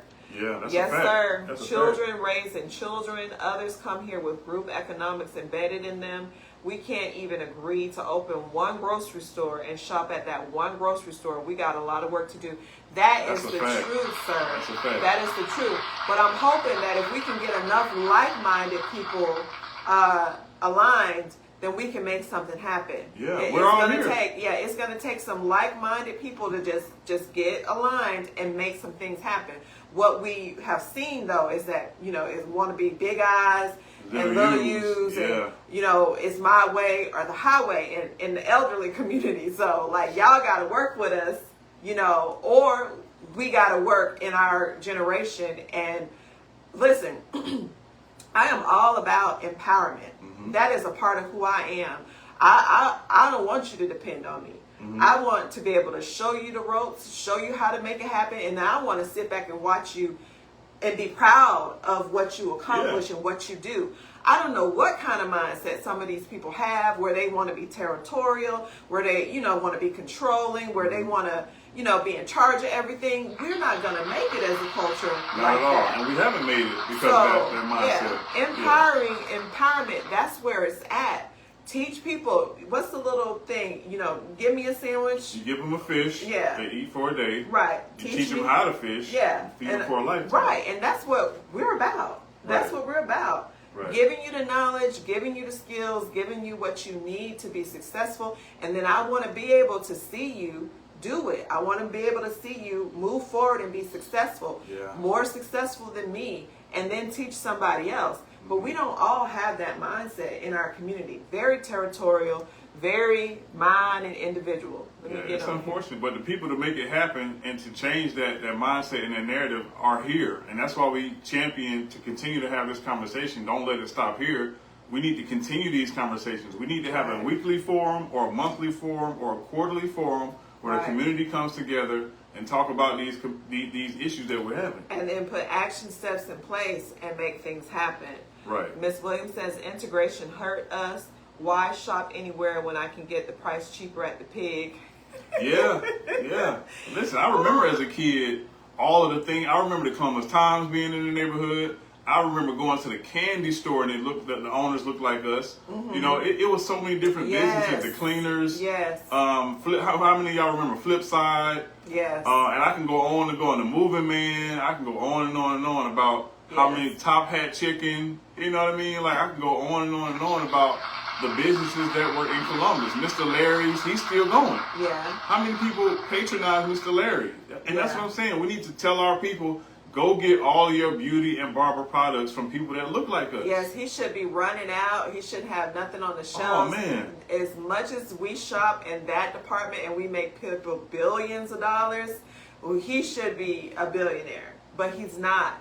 Because guess what? On Manchester Avenue, they opened that big old, I haven't even been in there yet. At the mall. That big old hair store. Why? Because they did their research. They did their marketing research. They knew that they could make enough money off of us in order to sustain a big old place like that. So that's what I'm telling you. We have a lot of money, and as a culture, we contribute to the culture, the economy in a big way. Exactly. But if we would just really reel that in and center it where it needed to be, we could do big things. We could do major things. Right. Listen, we go out of our way to look for our own people to patronize. This one is bad. When we go even when we go to a restaurant, he will look for a server that looks like us first. Exactly. Because you got to take care of home before you take care of somebody else's house. You want to tip well. Like, this is 2026. You know, you want to make sure this is how people make their living, is in serving. If you're going to go out and eat, you want to make sure you tip and well to our people as well. You know, and don't give them no hard time. I wanted to read this quote by MLK, and it says, "I fear I am integrating my people into a burning house," right? That was on the tail end of his life. He worked so hard for us to integrate. I have a dream and this, that, and the third. But on the tail end, he was starting to see that the integration came without economic justice. It came without equality. It came without respect for African American communities. And then we lost a lot of our businesses. We weakened our school systems. And there's, you know, a severe economic disparity, displacement of our African American leaders, and continued racial inequality. We're still seeing that. Was on the tail end of his life. We're still seeing that today.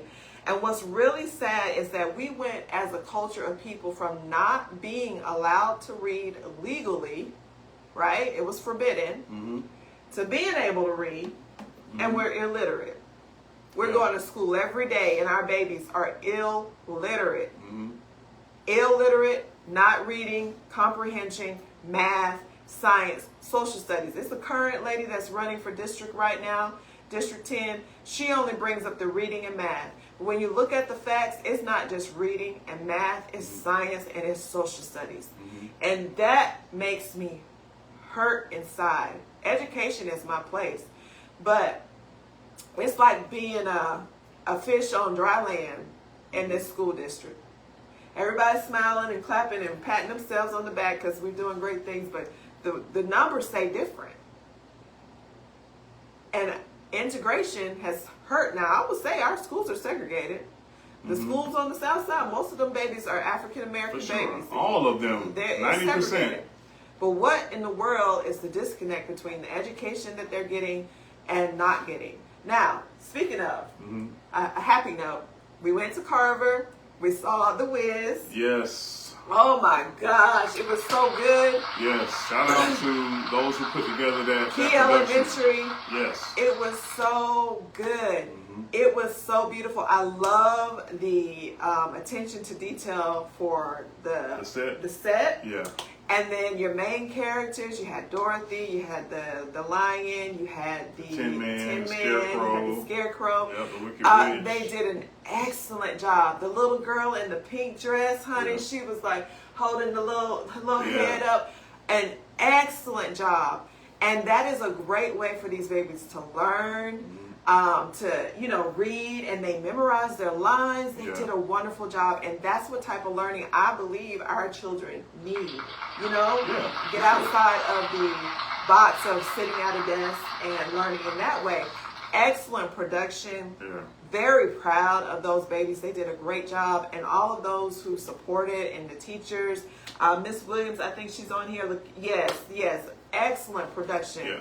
Excellent. We had such a good time. We did, and it gave the newer generation. You know, those kids are young. Yes, they're the elementary, babies. so yes. they got a chance to experience and know about the history of the Wiz. You know what I mean? We grew up on the Wiz. Now they get a chance to see, yes. you know, and understand what the Wiz meant. Absolutely, I love the Scarecrow. I think she was my favorite. She did a wonderful job, and then, I mean, they all did so good because you had the Tin Man. He did good about his little heart situation. Yeah.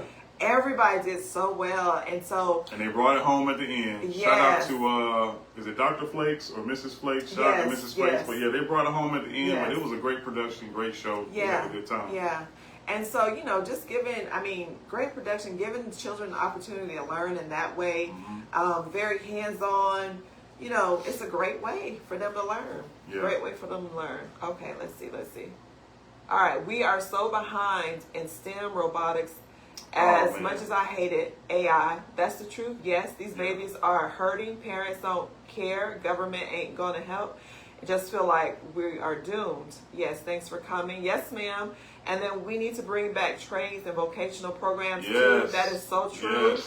We need something to replace Job Corps or other programs were eliminated by the current administration. Yeah, and the Job Corps. Oh, your baby was Dorothy, and she was so beautiful. Was she? She was so She did a great job. Oh, she did great. She did an amazing job. So beautiful. But I wanted to ask, do y'all know if I know Albany had a Job Corps, and I remember Trump was shutting all the Job Corps down. That's another thing, but I'm not sure if they're still up and running. I know they brought some of them back, but that is a great thing that we need right here in Columbus. Yes. And Albany is super small in comparison to Columbus, so that's what we need here. Right. We need a Job Corps right here in Columbus. And they're talking about sports complex and soccer complex, and our babies don't know how to read, and our babies are not doing well in math and things of that nature. Like, our priorities are out of whack. They're just out of whack because they're not concerned about them learning how to read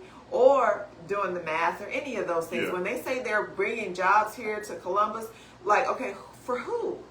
When we don't have the skill sets or things of that nature in order for people to obtain those jobs. So who are they for?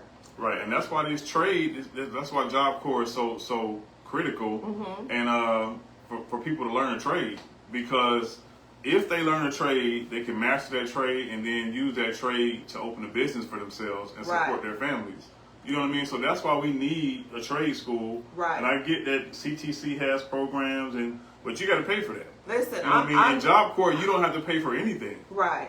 That part. And I'm not happy about them getting like $150,000 or however much they get for CTC? Yeah, from the crime prevention money. I'm not happy about that. They're a state-funded institution, and they need to get their grants from somewhere else, and that money needs to go to the schools. It needs to go to programs before and after.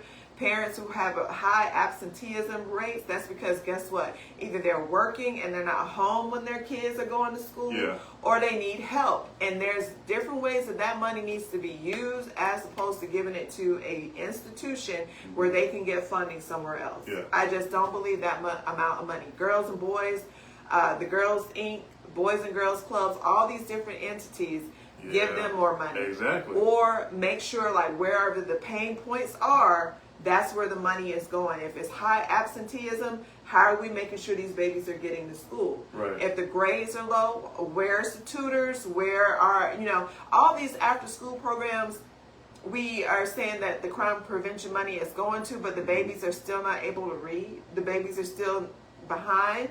I'm confused. I'm confused. It's a lot of work that needs to be done in that area. But again, City Council is controlling where the money goes. So again, we got to show up and hold City Council accountable for where this money is going. Right. And the school board, you guys show up to the school board as well, because they have money as well. That's right. Redoing the darn museum and building a library instead of building new schools and upgrading schools. Priorities are out of whack. Mr. Wilson says, I can't give up all we got. I homeschool That's my right. babies, and I go volunteer coach at Spencer and Kendrick, and I read at schools whenever I can. All right, sir. All right. All right. So that's what we're talking about. That's what's needed right there. Mm-hmm. That's what's needed. And then Ms. Webster says we need electricians, plumbers, contractors, welders, drafters, construction companies. We need people in solar energy and nuclear energy. Yes, yes, yes. And then education as a business racket. Mm-hmm. As long as there are bodies in the seats, those classrooms, for attendance, it doesn't matter if there are behavior issues or not. You telling the truth? Right. Somebody said it's a hustle and it's ran good. Yes. You know what I mean? There are schools that don't have the staff to give these children. That's the truth, honey. Yeah. That's the truth. And that's when that's another issue with integration. Yeah. You know what I mean? Nowadays, you're not going to get the best teachers. You're not going to get the best, schools.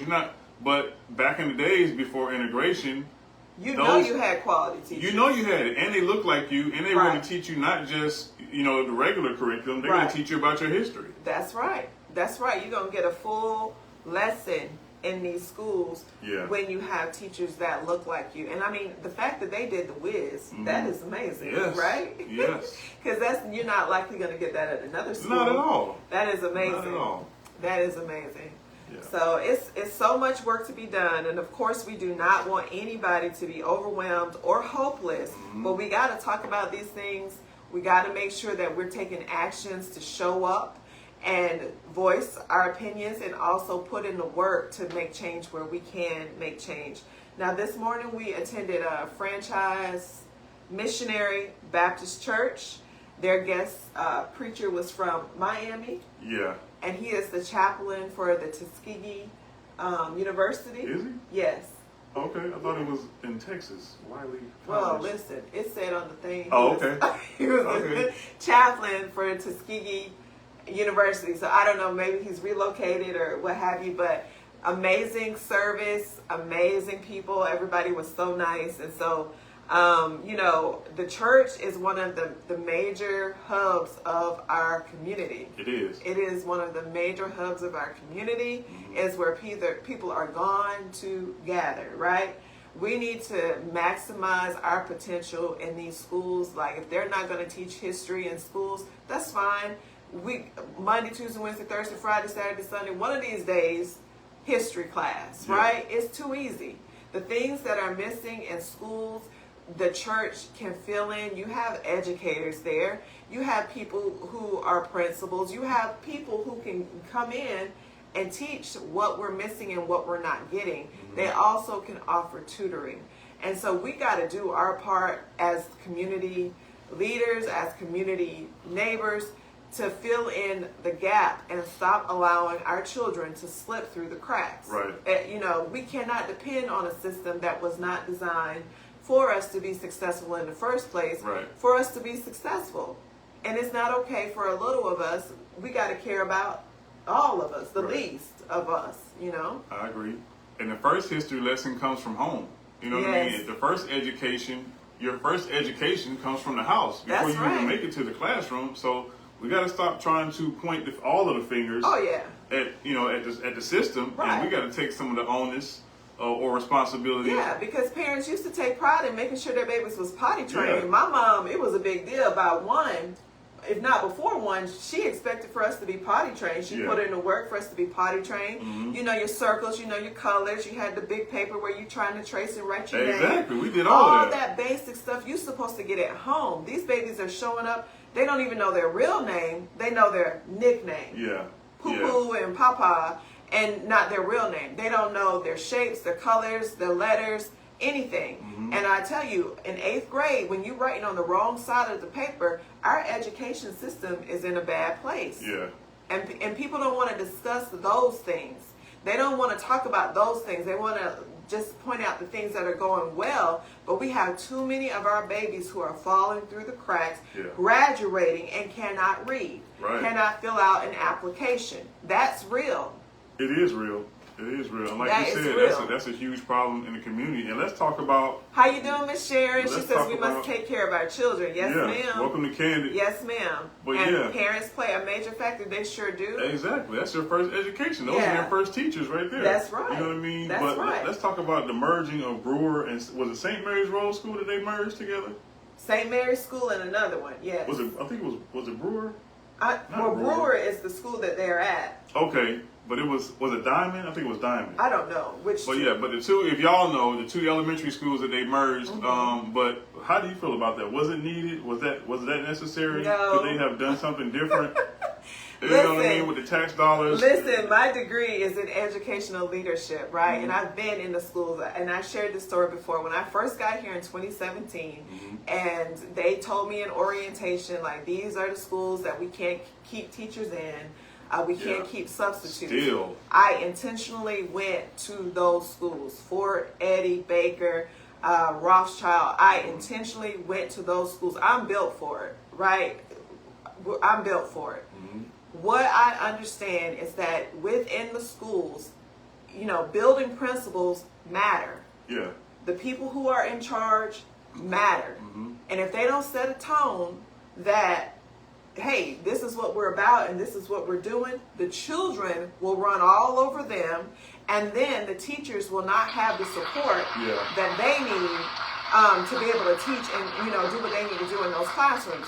And so oftentimes, you know, we're providing structure, we're providing, you know, curriculum and things that we need to do in the class. But once you got a fight in the hallway, or once you got this going on all over the place, then guess what? You got to regroup. You got to, and that's time from your lesson. That's time from what you're supposed to be doing in your classroom, taken away. So I do believe, like, I've seen him say that this superintendent has gotten 2 raises and upwards of $10,000. Yeah, that's ridiculous. You know, people give him a pass and say he's doing great things. I don't think so. And that's just from my educational experience and background. I do not think so. I do not believe that he puts principals in the schools where they're needed. You can't put a soft, lovey-dovey principal in Baker or Eddy. They need a strong, what's that man's name? Mr. Clark. Mr. Clark. We need Mr. Clark. Principals to support those teachers. Yeah. And they need to know that, hey, if my teacher come to me and say, you're not doing this, that, and the third, we're going to have problems. Right. Now, I'm not saying send them home.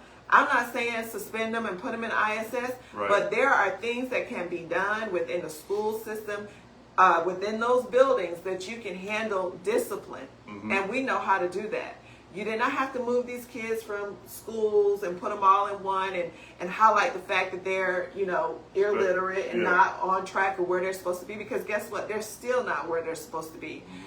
We're going on, what, 2 or 3 years? Yeah. They're still not where they're supposed to be. You can do like a triage within a school and situate those babies based on where they're at and build what you need to build within a school building. But as a leader, as a principal, academic deans, all of that stuff, you need to know how to do that. Yeah. And when I went into one of the schools, there was no continuity books. There was no standard operating procedures. They wanted me to be the chair for ELA department. Didn't give me anything. Nothing. I built those things. Now, when I left, they had those things in place, but they didn't give me anything. And that's a lot of the problem in these schools. There's no continuity books. There's no standard operating procedures. They're putting brand new babies in the war zone. And I'm talking about brand new teachers in the war zone that need to go into a school that's more grounded and measured. Or some kind of training program first. Yeah, let them build their experience and things of that nature. And these more veteran teachers and teachers, like, you know, that can handle this kind of, they're built for this kind of stuff. They need to be at these schools providing substance and tenure for these students who need it, especially middle school. Middle school is when it's very rocky and they need discipline and they need structure and they, you know, they already know how to play. They already know how to dance. They already know how to have fun. Listen, that's not a priority in school, but guess what? That's what we want to love everybody, and we want to make sure they're having a good time and all of that, and they're not learning and they're not getting anything they need to be successful in society. Right. Oh yes, our teachers cared. That's so true. Yes, ma'am, they did. Yeah, they just need support. They need support and they need more money. That's what they need. It says, but a teacher in the district with a PhD, EDD, and 21 plus years of service can only cap out at $72K a year. What? Wow. And that's part of the problem right there. Oh my goodness. That's part of the problem. Oh my gosh. That is part of the problem. He gotta go. That spot will need to be filled. Cough, cough. You're right. It need to be filled. Yeah. And you're right. And let's see. We must educate and discipline with love. That's the truth. And listen, tough love, ma'am. Yeah. Tough love. Why does the Board of Education love the superintendent so much and keeps championing the great job that he's doing? Why is that? And giving him raises after raise. And you know, and they were like, they have improved and come a long way. When I first got here, they were getting Fs. Now they are still getting Fs. And I get that you want to highlight some of the positive things that you're doing, but I mean, that's not the majority. Yeah. You know, the majority is not that all of the schools are passing. The majority of them are failing. Columbus High is on track, 100%. Yeah. Reading and writing and math and all that good stuff. Certain schools are. Most of them are not. And so to me, until we get majority, half, at least half or more than half, yeah. I don't need to be patting myself on the back. I don't need to be saying, oh yes, we accomplished this, when we got the majority of our schools are failing. And you know, we got Miss Abdullah, who's running for District 10, and she speaks the truth. She's speaking facts. I don't know her. You know, I've had conversation with her, and I know that her spirit resonates with mine as it regards what's going on in these schools. But this is what I also know, that one person is not going to change. When you have 8 or 9 other people on a board, one person is not going to change. One vote is not going to change anything being elected on that seat. You see what I'm saying? But it takes that one. It takes that one. You got to start somewhere. You know what I mean? I understand what you're saying. But it's not going to make no changes, because what's going to happen is that he's going to ask for something, and the rest of the people are going to vote, and she'll be the only one that's saying no vote, no vote, no vote. And it's not going to change anything. So I need people to understand that there's really no power in being on the board, when in fact you're the only person who believes a certain way, and everybody else is going to just vote a certain way for this man. There needs to be a new superintendent. Like, she would be an excellent superintendent, because she does have the experience and the wherewithal to lead with conviction, and she knows. But can we make that happen? Would our board vote for her to be our new superintendent? It's not likely. And that's the problem. It's not likely. But listen, that's the problem. To your point, and I understand what you're saying about one vote, you need more, but you got to start somewhere. And we can say the same thing about city council. And somebody put it to me this way: they have a gun with no bullets. Yeah. You understand? But you got to start somewhere. Right. You know what I mean? So what's the solution? You got to get people in there. I just told you she needs to be the superintendent. Well, I get that, but I'm talking about the members, the board members. So the problem with the board members is the citizens.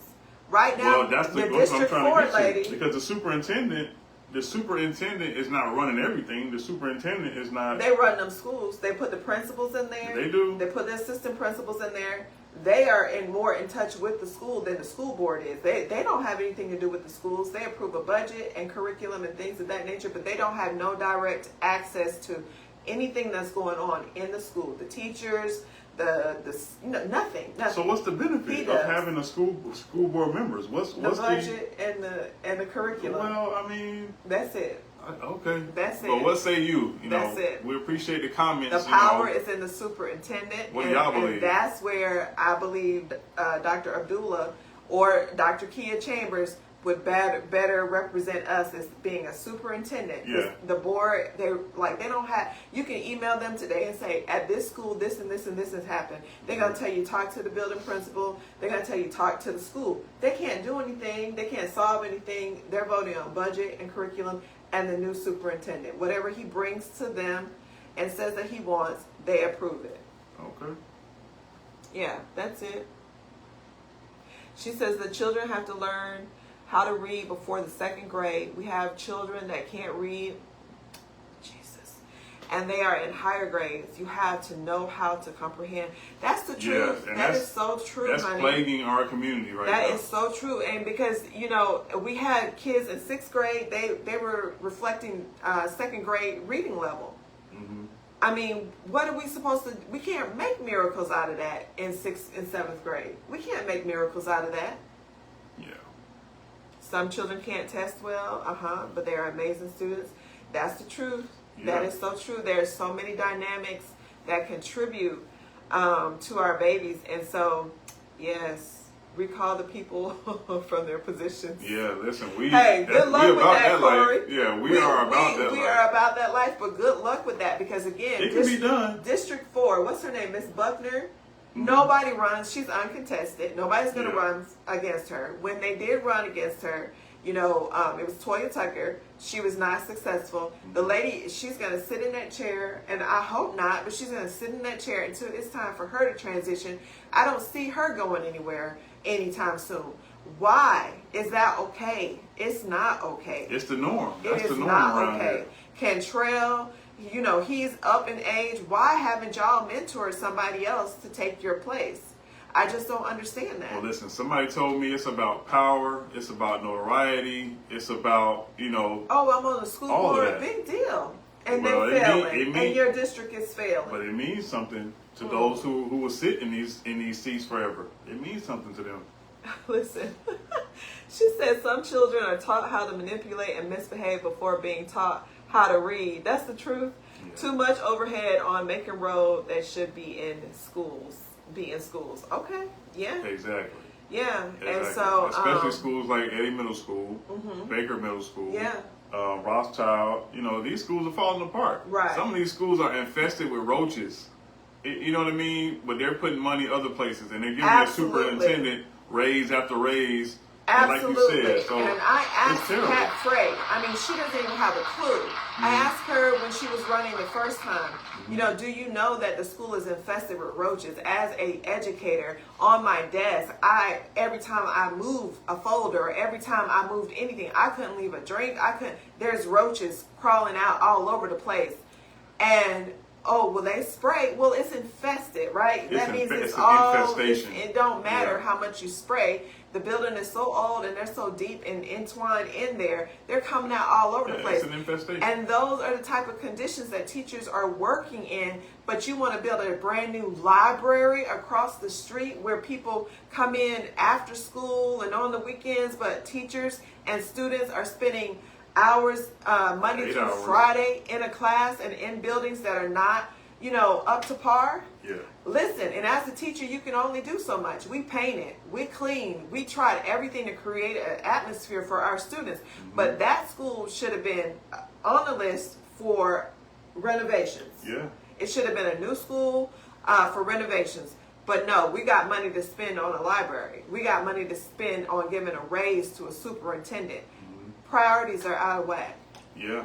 Yeah, and that's what's frustrating for me is when people try to, you know, clap it up and say, oh, they're doing great things. No, you haven't been in the trenches to understand from another perspective, they're not doing great things. Yeah. You know, 100%. They're not. And subconsciously, what does that do to a kid? When they're constantly seeing trash and they're seeing roaches and they're seeing, you know, graffiti and there's gang violence, what does that do to a child subconsciously? Right. Okay. So she says you are correct. They take pride in positions and not enough in about making an impact. That's so true. These tests aren't always accurate. Take these computers away.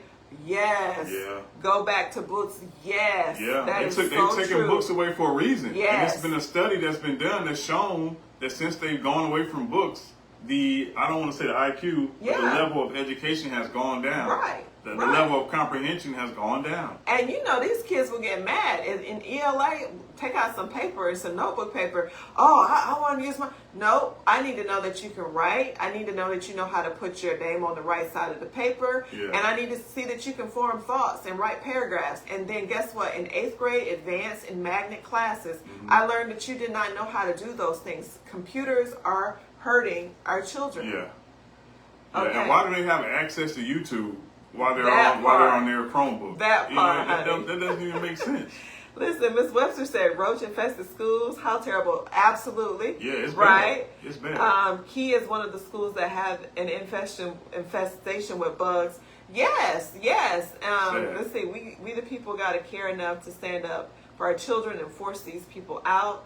School is a business. Teachers are the pawns. Students, parents are the customers. There is power in being a consumer. A lot of the power to change lives, and parents and teachers being on one accord. That is so true. And we got to show up in numbers. We got to get enough people to care to show up in numbers and shut some stuff down. Yeah. Shut it down. ASAP. Yeah. ASAP, because it's out of control. It's out of hand, and it seems like it's only getting worse. Yeah. And it's only going to stop if we, the people, stop it. Right. We don't have enough people so far that I have witnessed that are willing to be consistent, persistent, and to show up in numbers. When the data center became an issue, listen, they have filled the chambers, they have filled the meetings. They're not going anywhere. They have got a petition with over 4,000 people's signatures on it. They're not going anywhere until they get exactly what they want.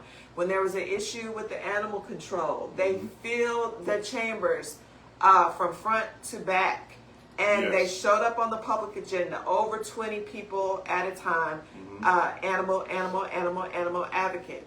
We don't do that. We don't do that. We show up a little bit. That's a problem. We say a little things, and then we stop coming, we stop showing up, we stop speaking up. And that is why a lot of the stuff that they've gotten away with for our community is getting away. They're getting away with it because we are not persistent, we don't show up, we don't care enough to fight hard to make sure we get the results that we want. Right. So that's got to change. Yeah. And it's going to change. It's not going to happen overnight, but we do have to show up, like you said, and we have to start somewhere, and we got to start right now. And that's why voting is so important. We got to choose people that are going to fight for us, right?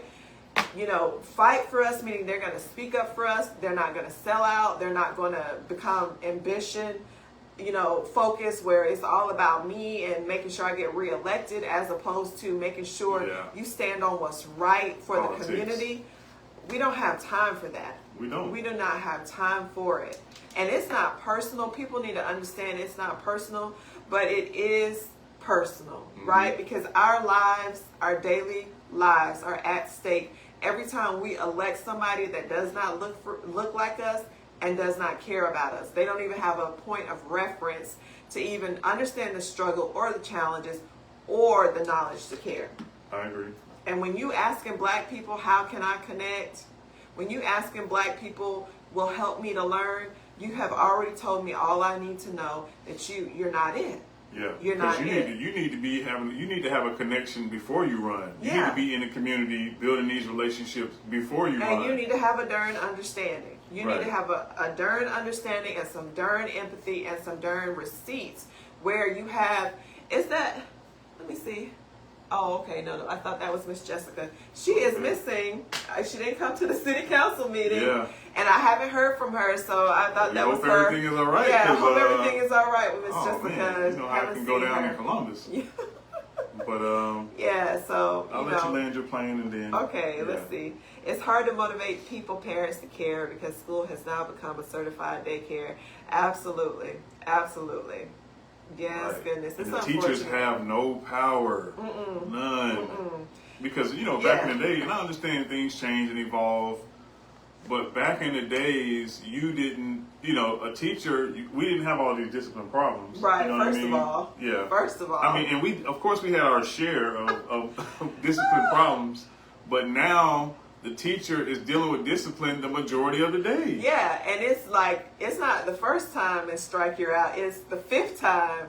Make a note on a Excel sheet and, then contact the parent, then do this and then do this and then. Before, it's like, when we was growing up, one strike and you're out, and you're going to get it. If you've done something that you weren't talking in class, chewing gum in class. Today we got full-blown profanity and slamming doors and walking out, and they get a pass.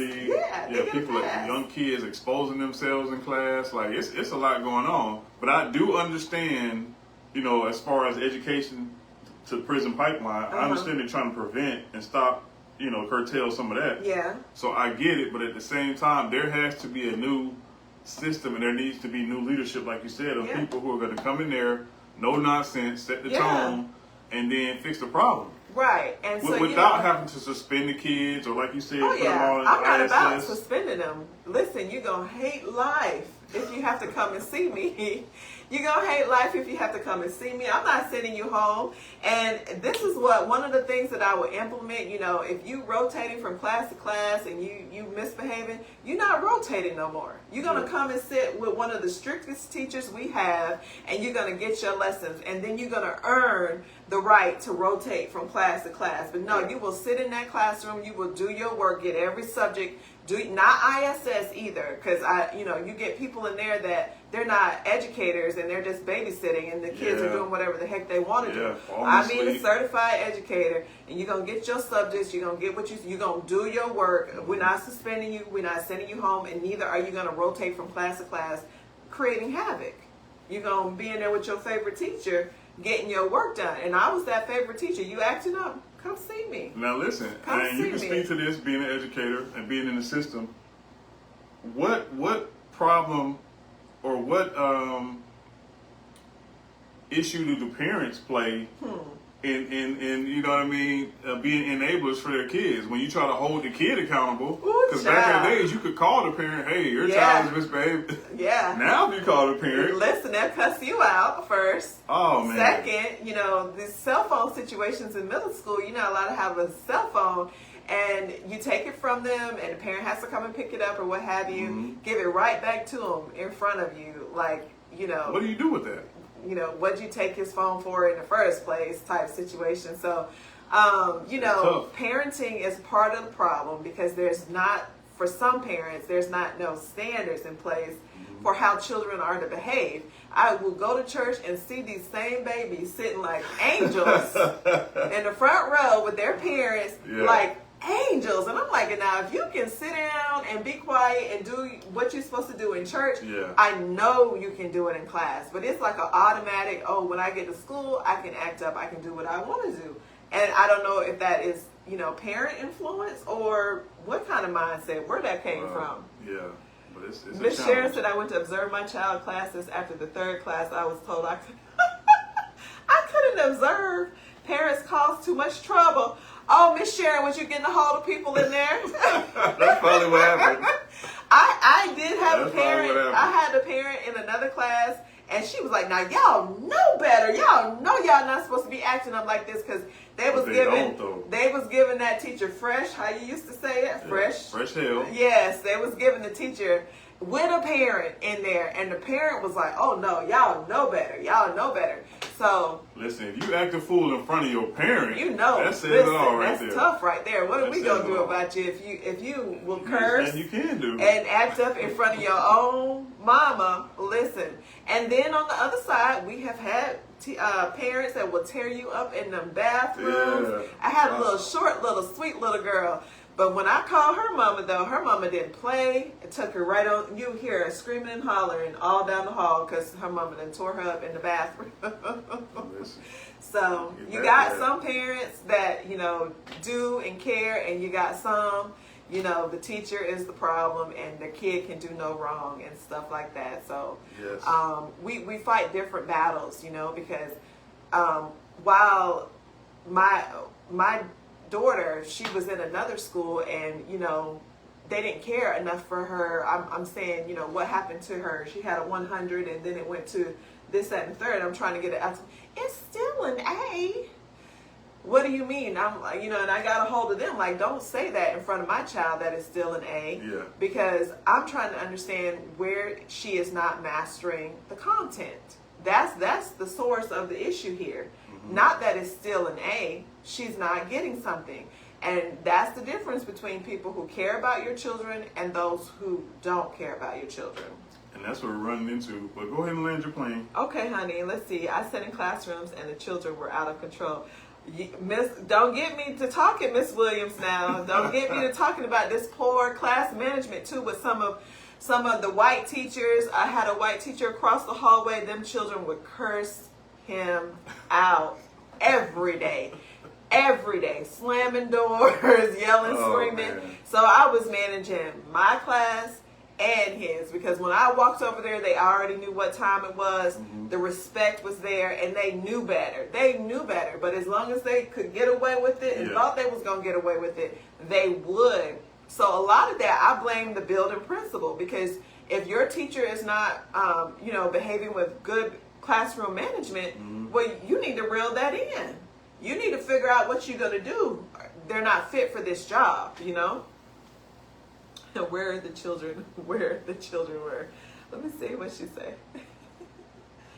Okay. I taught a school children were misbehaving and breaking Chromebooks. Whoa, in front of the visiting parents. Wow. Listen, my gosh. They showed out. They showed out. Wow. Yeah, so this has been a great candid conversation tonight. Thank you all so much. And there's so much for us to do. Yeah. And I always just encourage, wherever your strength, wherever your purpose, get in where you fit in and give it 100%. We all have to show up where we fit in and do what we can, to support our community and our youth, very much so. So, listen, Corey, I have given up on that school board situation, because it's like it's tough. It's like being backed up against a brick wall. When they have, it's a brick wall. That school board they're going to support one another. They're not going to respond to emails. They're not going, they don't really have power to do anything in the schools. It's all on the superintendent. And so I'm counting down on, I don't know when he's leaving, but he can't leave quick enough. And then I don't know who they are going to get to replace him, but I hope that it is someone of substance that's going to really bring about change in our schools. Yeah. And thank you so much for joining us and for the conversation. Oh, teachers want to be kids' friends. Yes, ma'am. That's another huge it's problem out of right control, there. Miss Sharon. It is out of control. Yes. It is out of control. Great conversations. Thanks for what you are doing. Okay. Thank you, Mr. Ons. What do you call him, honey? That's the Godfather. The Godfather. Salute. Thank you. Yeah, but again, we can't say it enough. We appreciate everybody who chimes in, who supports Candid Conversation. But again, don't let the conversation stop here. And that's what we're all about. Right. We got to continue this conversation, and these types of conversations need to be had consistently. You know what I mean? Because we have a huge, huge problem in not only in Columbus, but in America. Right.